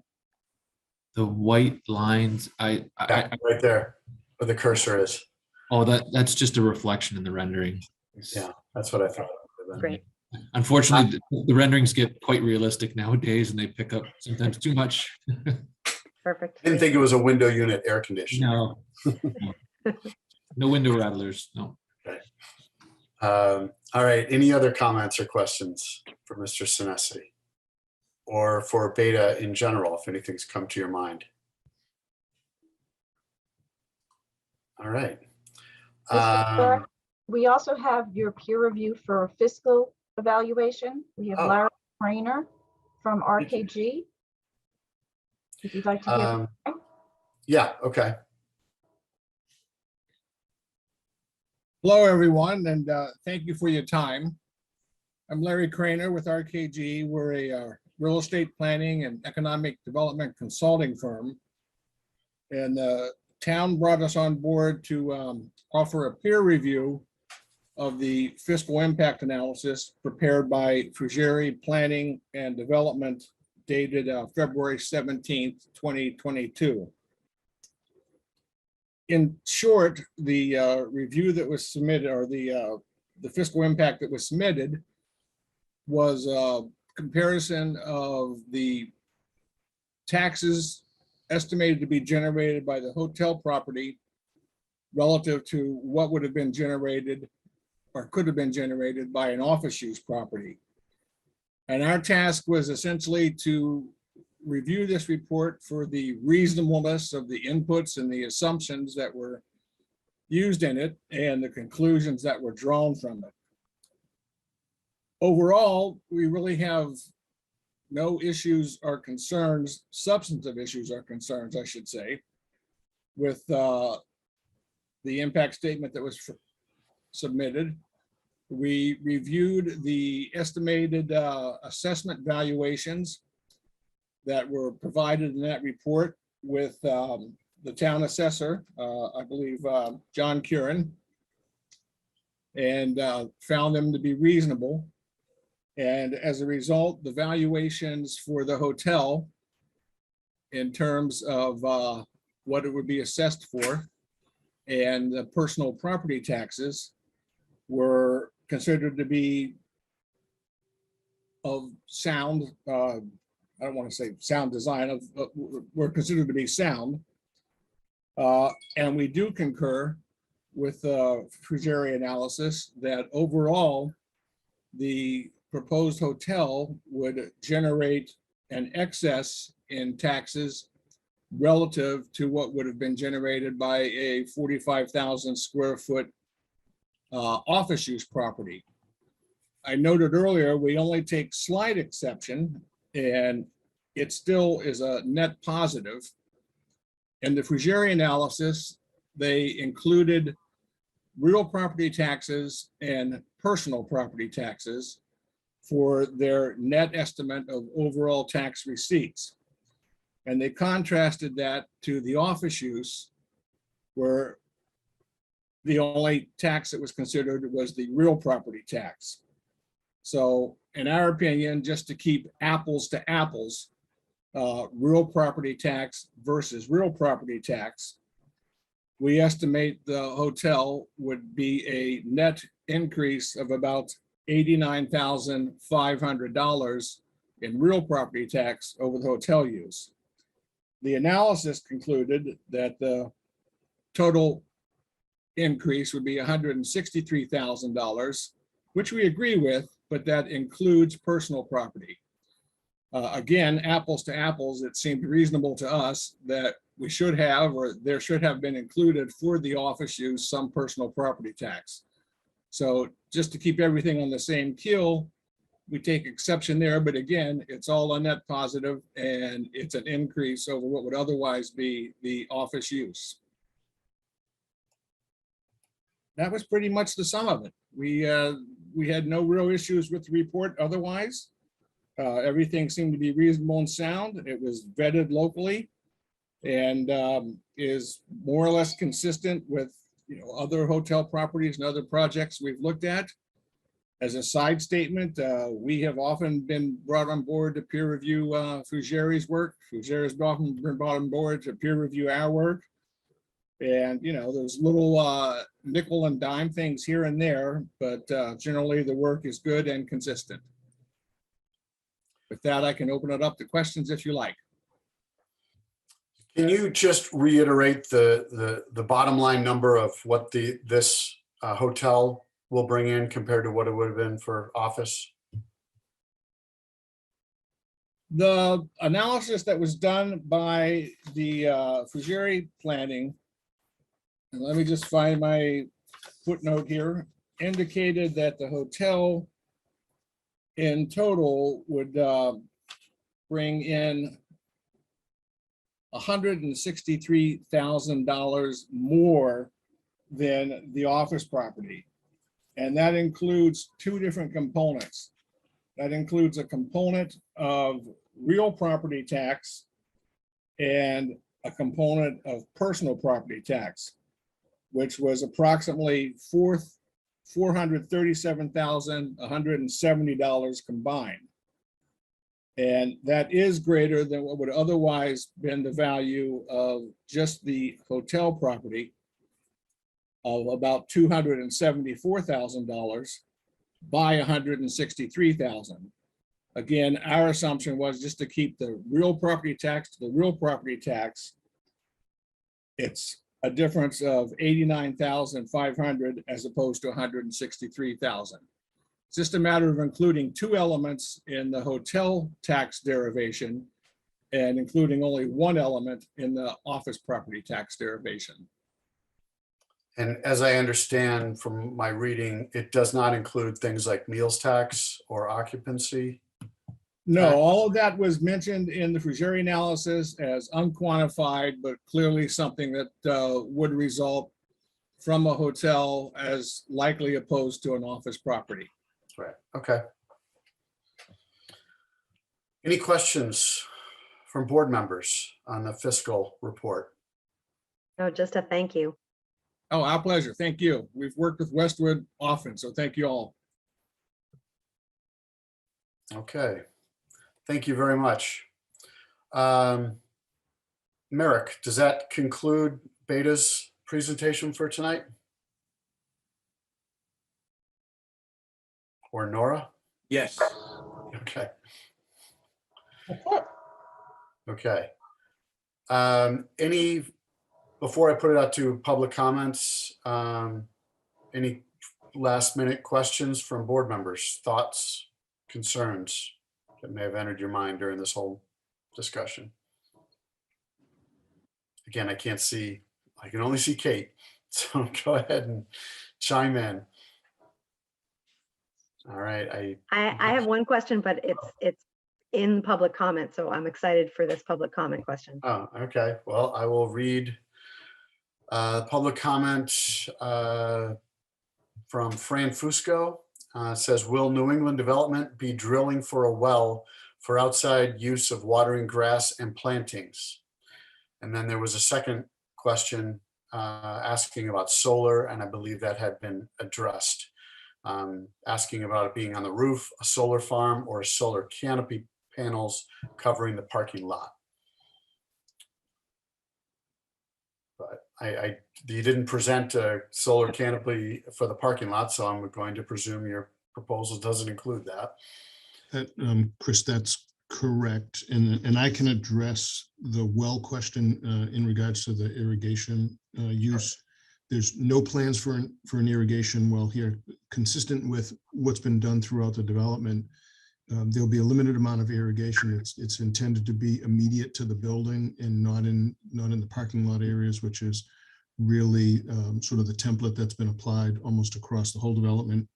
And so that'll be municipally fed water, and it'll be a lot of drip irrigation to, just to respect the water consumption.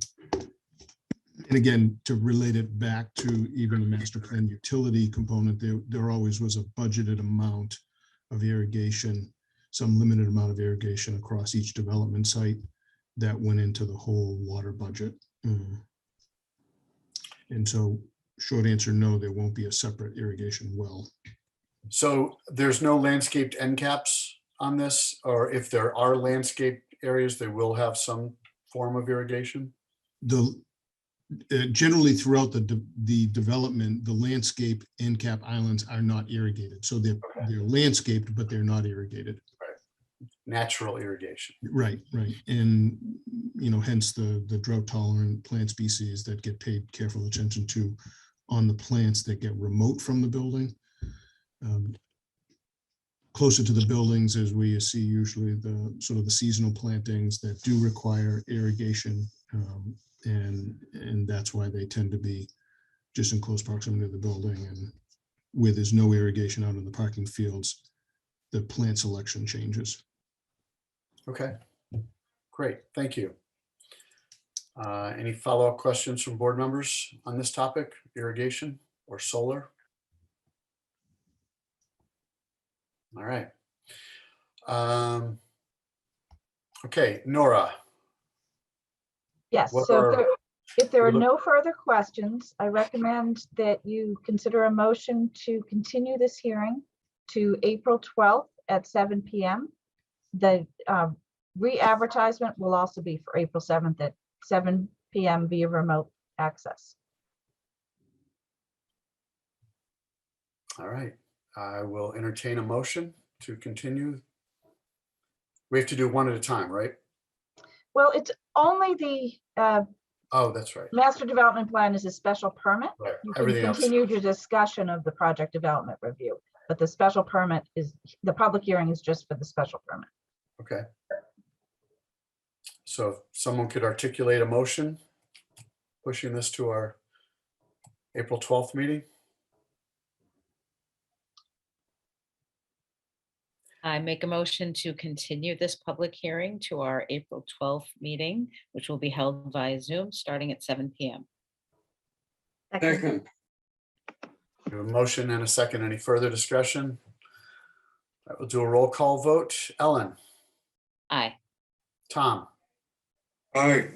Kate, Aye. Dave. Aye. I'm aye as well. So the hearing has been moved out to our April 12th meeting, and look forward to hearing the responses, and hopefully we'll be ready to respond to your responses. Thank you all. All right. Thank you, everyone, for Thank you, everything. folks. Very, very nice presentation. Thank you. We'll see you next meeting. Okay, thanks. Good night. All right, next on our agenda, continued public hearing for a zoning amendment. Yes. So when you last met on March 8th, you reviewed all of your 6 zoning amendment articles, and you recommended all of the articles to the Finance and Warrant Commission with one change from the prior edition, and that was to take Article 2, which is the solar amendment, and to reduce the capacity for a large-scale solar, that I guess it's the size of a large-scale solar, that threshold limit, you reduced it from 10,000 square feet to 5,000 square feet. So Abby made that one change in your articles and submitted the draft of those articles to the Finance and Warrant Commission. We had heard that they wanted to consider Articles 2 through 6 at their meeting on March 15th. Unfortunately, there was some confusion over the language. While Abby sent the actual article language to their administrator, they also received another copy of article language from the Selectman's office, and that was just the titles of the articles. It didn't have all of the actual zoning amendment language. The red line was not part of that. So after some discussion, some confusion at the Finance and Warrant Commission meeting, they decided to hold all the articles over for consideration at the public hearing on March 29th. That public hearing will also be a planning board public hearing, so you'll all be there to answer any questions that might come up. But in the meantime, I went back and looked at the draft that Abby had sent them and discovered that there was some extraneous language that was in that all came out of our public hearing notice that was advertised in the newspaper at the beginning of your very first hearing on the zoning amendment articles. So I prepared a purple line draft, purple lined so as not to be confused with the red line changes to the zoning amendment itself.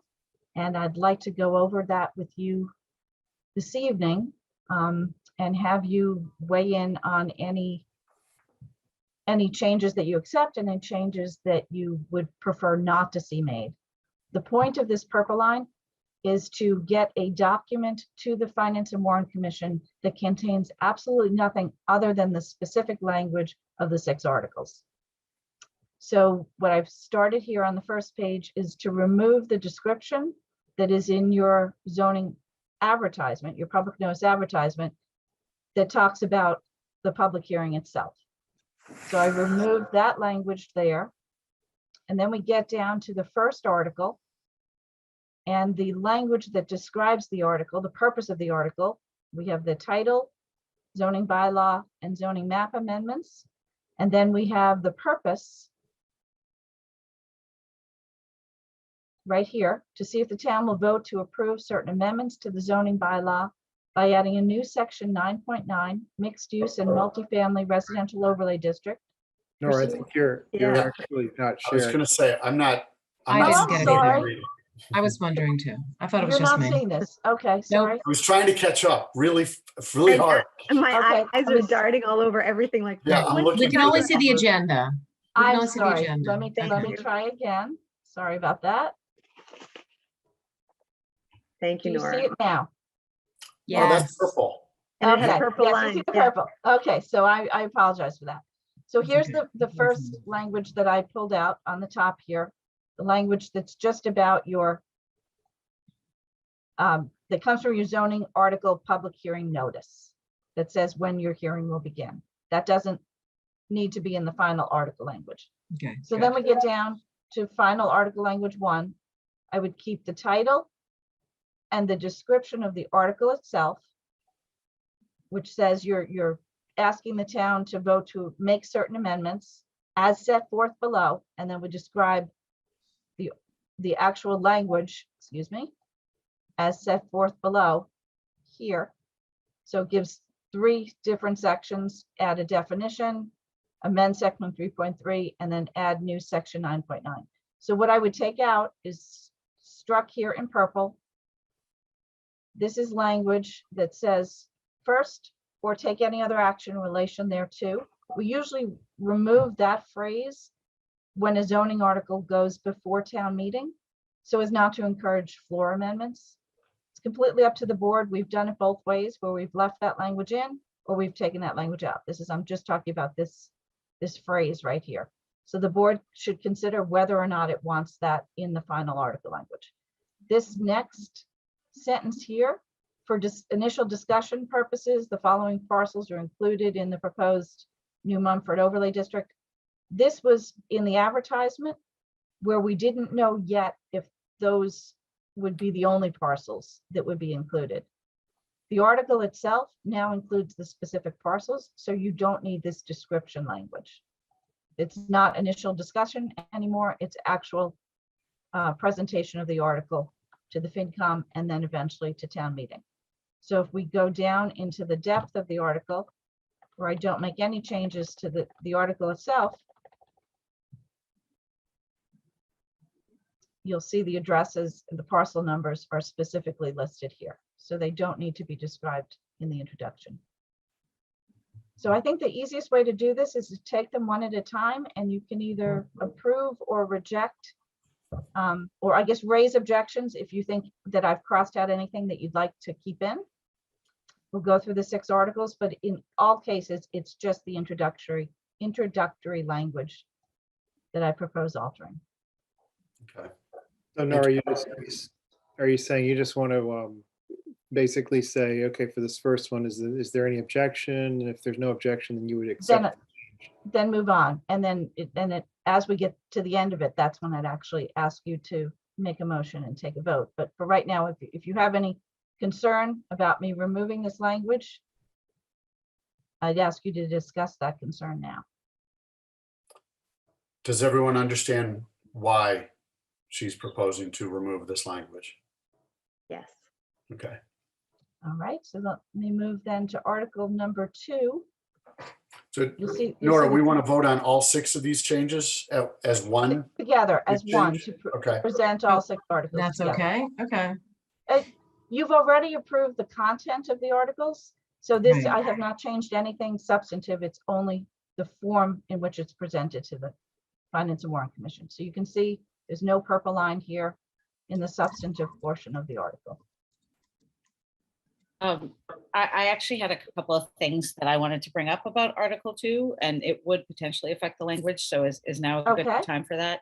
Okay. Sure. I attended the WEAC meeting last week, and as we may or may not remember, WEAC really hadn't had a chance to give us any feedback on the change to 5,000 square feet before we had to kind of make a decision because FinCom wanted to vote on it. The timing was just off. So long story short, they actually said that we could even drop it to 2,000 square feet if there was enough concern that 5,000 might still be a high enough threshold that it would be unpalatable or concerning to residents and or FinCom. I did catch up with the FinCom meeting. It looks like they didn't really have a problem with the 5,000 square feet. So I don't know if it's necessary for us to make that change. but just wanted to share that. And a question did come up at that meeting in reference to use, and this might be more of a Pat Ahern question. It's kind of a two-leveled question. The first question that came up is a member of WEAC proposed the scenario like, what if a solar company, now that once this bylaw change goes through, what if a solar company were to approach a resident and say, hey, we'd love to use your backyard for an installation, and it would be, to make money for the person who would be hosting the installation, kind of a lease scenario. There was a question from WEAC as to, can we kind of put in something to dictate use? And or the other part of that question was, would that be considered a commercial use, which you couldn't do in a residential neighborhood anyway? And I wasn't really sure. So I said I would bring that to this meeting and see what the board and Nora and town council had to say about all of that. I would have concerns about a commercial use in a residential area. Would it be allowed or no? I don't believe it would, but I could stand to be corrected. I mean, we don't allow someone to open a business in a residential area. Right. Per se. I mean, if you have a big lot behind your house, you can't put a Walmart in. So I think what we would do is we would have to ask the building commissioner, who is our zoning enforcement officer, to weigh in. He would look at it first to determine whether it's an accessory use to the residential structure, or is it a second principal use on the property, which would be a commercial use, which would not be allowed. Or a third alternative is it an essential service use? When the power company has installations throughout the town, those are considered essential services and are permitted in all zones. So I think it would be a question for the building commissioner, and we can get an answer to that question before your final hearing on this on March 29th. But I'd want to leave it to him to tell us what he would consider that. If it's a power company asking to have an installation on a residential property, is that essential service? Is it an accessory use, or is it a second principal use? I don't know the answer. And there may not be one good answer for you, Ellen. It may turn on the specific facts of the specific proposal. Okay. Yeah, that scenario hadn't even crossed my mind. And it was interesting that it came up as a possibility. And then, the conversation was, I don't know the ins and outs of the right to solar law, but I guess not to minimize the question, but does it matter? Would there be anything we could do to deny the permit regardless of what the use was for? So it may be a non-issue, but it had come up and there was some conversation around that. So I thought it was worth, getting some input on that as to whether or not it's something we need to incorporate into the bylaw change. And I'm curious what people think about the 2,000 square feet, if we think we're good with the 5,000 square feet. Because again, at the end of the day, we're not talking about denying something over a certain area. It's more a question of what triggers a full review. So I can tell you that the FinCom was very receptive to the 5,000 square feet in the discussion they did have. Yeah, they seemed okay with it. Yeah. So I agree with that assessment. So maybe there's no need to further edit the square footage as far as what the threshold is that would trigger more than an administrative review. Unless there's a strong desire to drop it down to 2,000 square feet, I think it would be best to not make substantive changes to the article. I think it'll be easier for Finance and Warrant Commission to review them, having already heard all the substantive issues on each article. So yeah, I think our position at is 5,000. very strong to go in a month and a half's time from 10 to 5 to 2. I think it looks like we don't feel strongly about it. And I think many of us were fine with 10,000, but we're also fine with dropping it to 5. But I think dropping it to 2 right now would not have a positive effect overall. I think that's a good point. I personally am fine with the 5. I think the concern was, it's really good that FinCom was okay with it as well. I think the concern was more for the residents when this goes to town meeting, whether or not that number would be palatable. But again, we vetted that number extensively, or all the numbers. We've talked about this a lot, and FinCom had some concerns, and they feel that those concerns were addressed by the change that we made. So I think it's okay, but I appreciate WEAC's sensitivity to, that issue. All right. Any other conversation about Article 2 while we're discussing it? And I'm just highlighting here, the only language I changed Right. on Article 2 is or take any other action in relation thereto. I would remove that language. Okay. Anyone have any comments on that removal for Article 2? Positive, negative? Okay. I guess at this point, we'll just take negative comments. Okay, so let me move on then. We'll to- interpret silence as positivity. Move on to Article 3. This is another article that had that language for initial discussion purposes. This is the article about the property on High Street, the Obed Baker House and Westwood Plaza. So I'm recommending removing that initial discussion purposes language. And I should have, I missed this. Here's also, or take any other action in relation there too. So I'd again recommend removing that language as well. Leave in the colon. All right. All right, sorry, take out the comma as well. Chance to comment? Okay. All right, then moving on to Article 4. Again, it's just, or take any other action in relation thereto. And in this one, the FinCom, one member had some concern about the title of the article as well. The title is zoning amendment relative to expansion of non-conforming uses and structures. And the Finance and Warrant Commission's members' comment was that the actual change appeared to relate more to structures than to uses. So he thought that the title should be limited to just structures. So if you have no concerns about that, I'd recommend taking out uses and from the title, and then taking out or take any other action in relation thereto from the introductory paragraph. All right. Comments? I like that change, those changes. Thank you. And then moving to Article 5. In Article 5, two changes. One is that same language or take any other action in relation thereto. I'd remove that. And then I would remove this box that Abby had in the public hearing notice where it served a purpose. There was a summary of the article explaining why the proposal was including the Mackenzie Plaza as well as the Obed Baker House. There's no need for an explanation in the warrant book. The Finance and Warrant Commission will give their own explanation and recommendation of the article. So I recommend removing that language as well. All right, and then Comments? None? Okay. and then moving on to the very last one, housekeeping. This article did not have the language that said as set forth below.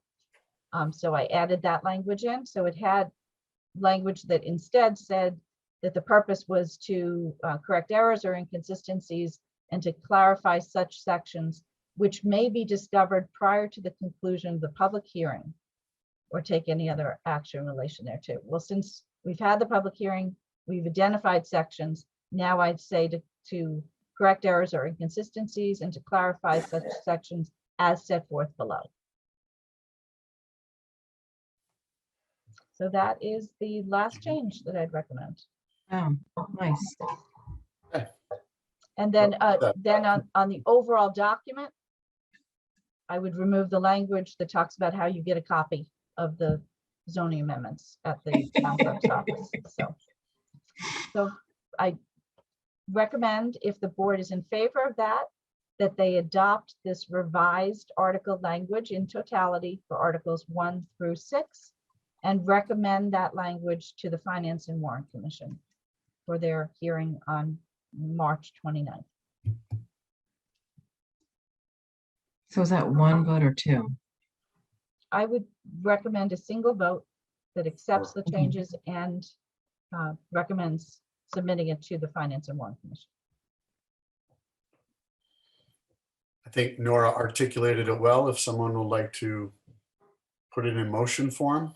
And so this is our final change before it goes to FinCom, right? Basically, or this is the final thing. Yes, this And are is the final language you would submit to the Finance and Warrant Commission.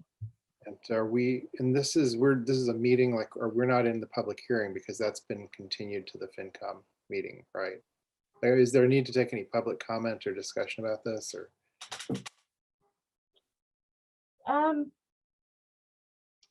You can if you wish. Pardon, Pat? You can if you wish. It's at your discretion, Chris. Okay. Well, I see one attendee, and I'll give time to raise a hand or type in a question in the Q&A.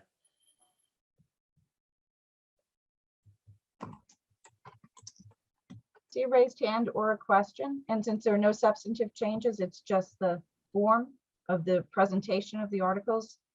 I wouldn't expect any comment. You're not changing what you're doing. You're just changing how you're passing the text on to the FinCom so that they can put it in the warrant book so that town meeting voters have a clear understanding of what the articles are requesting. Dave, did you have something you wanted to speak of specifically?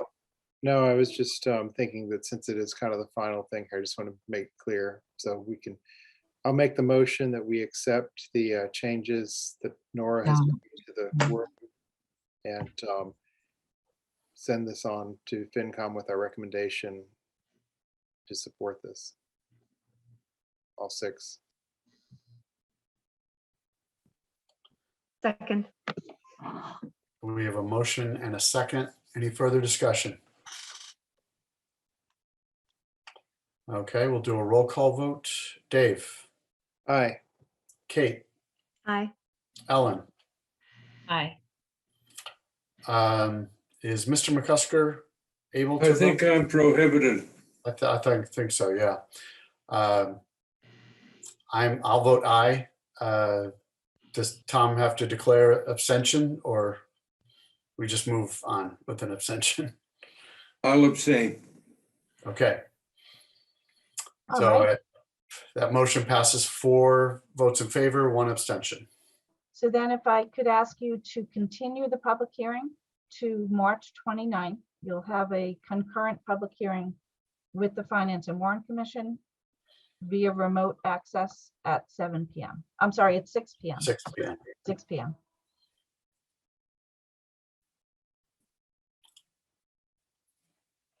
Someone make a motion to continue? Can we just say so moved? I Motion think to so. It continue? was Yeah, so pretty moved. well spoken. Second. Any further discussion? I just wanted to clarify so I was confused, like the continuity of this, we continue, so we are in a public hearing now. This was a public hearing and it was continued from the last meeting, and then we're gonna now continue it on to the FinCom, right? Yep. Like it wasn't, so at the FinCom meeting, we continued it to our next planning board meeting. And then at that meeting, we continued it to this meeting, and from here, I just want to make sure we get the continuity correct there, so we don't have the problem of not properly continuing it or continuing it to the wrong date, and then that kind of thing. But just My Right. understanding is that you continued it on March 8th to March 22nd, and that you reopened it today on March 22nd, and now you will continue it to March 29th. so did And someone, we may continue it open past the 29th, correct? You may, but you continue it to March 29th so that you can actually have substantive discussion on the articles with the Finance and Warrant Commission. And if necessary, make further changes. You will have to close it at some point in time. Right, right. Right, now I'm just trying to make sure that we get the dates down correctly. So the big mistake tonight would be if we failed to continue this. If we failed to continue it tonight and just let it out there, that would be a repeat of 2017. Or if we continued it to our April 12th meeting and not the March 29th meeting, that would be a mistake. Yeah. But the motion was to continue to the March 29th joint meeting with FinCom. So that motion, did Kate make that motion and was there a second? There was a motion, a second, and you started speaking when I asked for more discussion. Okay, great. I'm done. Is that right, Pat? Is that where we stand? That's my memory. Okay. If So you someone chimed in disagrees right at the with me, right speak spot. up. Okay, we have a motion and a second. We did have further discussion. Any more discussion? We'll do a roll call vote to continue this. Kate, Aye. Tom, Abstain. Dave, Aye. Ellen, Aye. I vote aye also. You. We are continued till next Tuesday. And it's 6 o'clock, everyone, just reminding, not 7. Yes. And I Do will we have send any out a idea reminder. about what time, how far down on the docket we are? You're after the select board articles, so I can't venture a guess to how long that will take. They have one article, most of their articles were voted on. They have one article for purchase of property that has not yet been voted on by the Finance and Warrant Commission, and I think they'll spend some time explaining that article. Okay. All right, next, we are on a A&R for 790 Gay Street, the Hanlon Yes. School. So I believe you've seen this before in draft form. Can everyone see that on the screen? Yes. All right, so this plan was submitted in draft form and Abby reviewed it and she requested a one change in the notes on the plan. And if you look at note 1 on the bottom left-hand corner, this note now reads exactly as Abby requested. It describes the purpose of the plan. The purpose of the plan is to show the merged property described in deed book 4705, page 584, and a portion of the abutting property described in deed book 3039, page 394 as one lot, which also combines assessor's parcel ID 16, lot 005 with parcel ID 16, lot 437, as shown on the current assessor's maps. It is also intended to show the proposed limits of care, custody, and control by the Westwood Public School District and the Town of Westwood Select Board. So just to clarify, this is combining two parcels that exist now. One is the Hanlon School parcel here that fronts on Gay Street, and one is the Shuttleworth parcel that's in this area and extending onto sheet 2. I can just flip down to sheet 2. It's a little confusing because they're in different directions. So you'll see sheet 2 actually matches on the left of this one and on the top of the previous one. But that shows the entirety of the Shuttleworth site. So the purpose is to combine the Shuttleworth site and the current Hanlon School site, and to move the care, custody, and control line, which right now, since they're two separate parcels, right now the care, custody, and control line goes along this stone wall right here. And that gets moved so that this additional area where the new school will be constructed falls within care, custody, and control of the school committee. And everything to the north and west of that line, that's the balance of the Shuttleworth parcel, that falls within the care, custody, and control of the select board. So that's exactly what we were looking to do. And the plan now does what we asked it to do. The note is clear. And so I would simply ask that the board vote to endorse this as an approval not required plan. It's simply the merger of two lots and the redesignation of care, custody, and control. All right, thank you. Any questions from board members for Nora or Mr. Ahern? We have had, I think, ample opportunity to look at this and ask questions throughout the process, but this is our last chance to clarify any questions you may have before we send it on to, or not send it on, before we vote to endorse. And just, I should have pointed out, this was a condition of your limited environmental impact and design review approval for the new elementary school. Your condition required the submission of an A&R plan to combine these two lots and delineate the care, custody, and control line. And you asked that that be done prior to an application for a building permit for the school. So they're now at the point where they'd like to file for their building permit application, but they can't do so until they file this with the registry. And that first requires the endorsement by the planning board. All right, so if there's no questions, I would entertain a motion to endorse this A&R plan. I'll make a I'm motion. sorry, somebody There's just a typed in. question. Fran Fusco asked the question, why combine lots? The reason that you need to combine the lot is that you cannot, let me put the plan back up again. You cannot build across a lot line. So right now there's a lot line here and the project crosses that lot line with some fields and some parking areas. So it has to be one consistent parcel. The parking for the school must be on the same lot as the school itself. So that's why the board had required, as a condition of the site plan review approval back in December, the board required the combination of the lots. All right, thank you.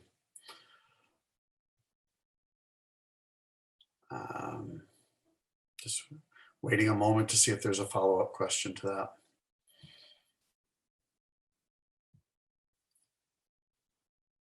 All right, I don't see any coming in, so we're at a motion. Someone would like to make a motion to endorse? I make a motion that we endorse this A&R. Second. Any further discussion? We'll take a roll call vote. Ellen? Aye. Tom? Aye. Kate? Aye. Dave? Aye. I vote aye. All right. Next on our list is review of minutes, right, Nora? That's right. Okay. I saw Station Drive Hotel Project Development Review in there on agenda items, but we've already talked about that. So has anyone had a chance to look at the minutes, and anyone have any edits or changes they'd like to recommend? Had a chance to look, they looked great to me. Okay, I also saw no need for change. If no one has any changes, I would take a motion to endorse or vote to approve. Thank you, Jess. The minutes as submitted for March 8th planning board meeting. So moved. Second. Any further discussion on the approval of the minutes? Seeing none, we'll do a roll call vote. Tom? Aye. Dave? Aye. Kate? Aye. Ellen? Aye. And I vote aye also. All right. Any other, I think that's it for the agenda, right, Nora? That's everything. All right. Anything, any board members like to share? Any committees you're on have information pertinent to this board you'd like to share, or happenings in town? I'm not sure that's on your agenda, Mr. Chairman, and you may be operating outside the parameters of the open meeting law if you do that. Really? We've done that before, haven't we? Shared. I don't care what you've done before. I care what you do now. I'll make sure on your next agenda, we'll add an agenda item for discussion of committee reports. My apologies for stepping out of bounds there. You didn't step out of bounds. You got close to it. I offered the opportunity to step out, so I apologize for that. So, all right, with that, I guess we'll take a motion to adjourn. So moved. Second. Motion and a second. Dave, Aye. Kate, Aye. Tom, Aye. Ellen, Aye. And I vote aye also. Yay. All right. So next Tuesday, 6 o'clock, Zoom. Good night, all. For Thank you the, very much. Thank you. Have a Night, good thank night. you. thanks, everyone. Thank you. Good night.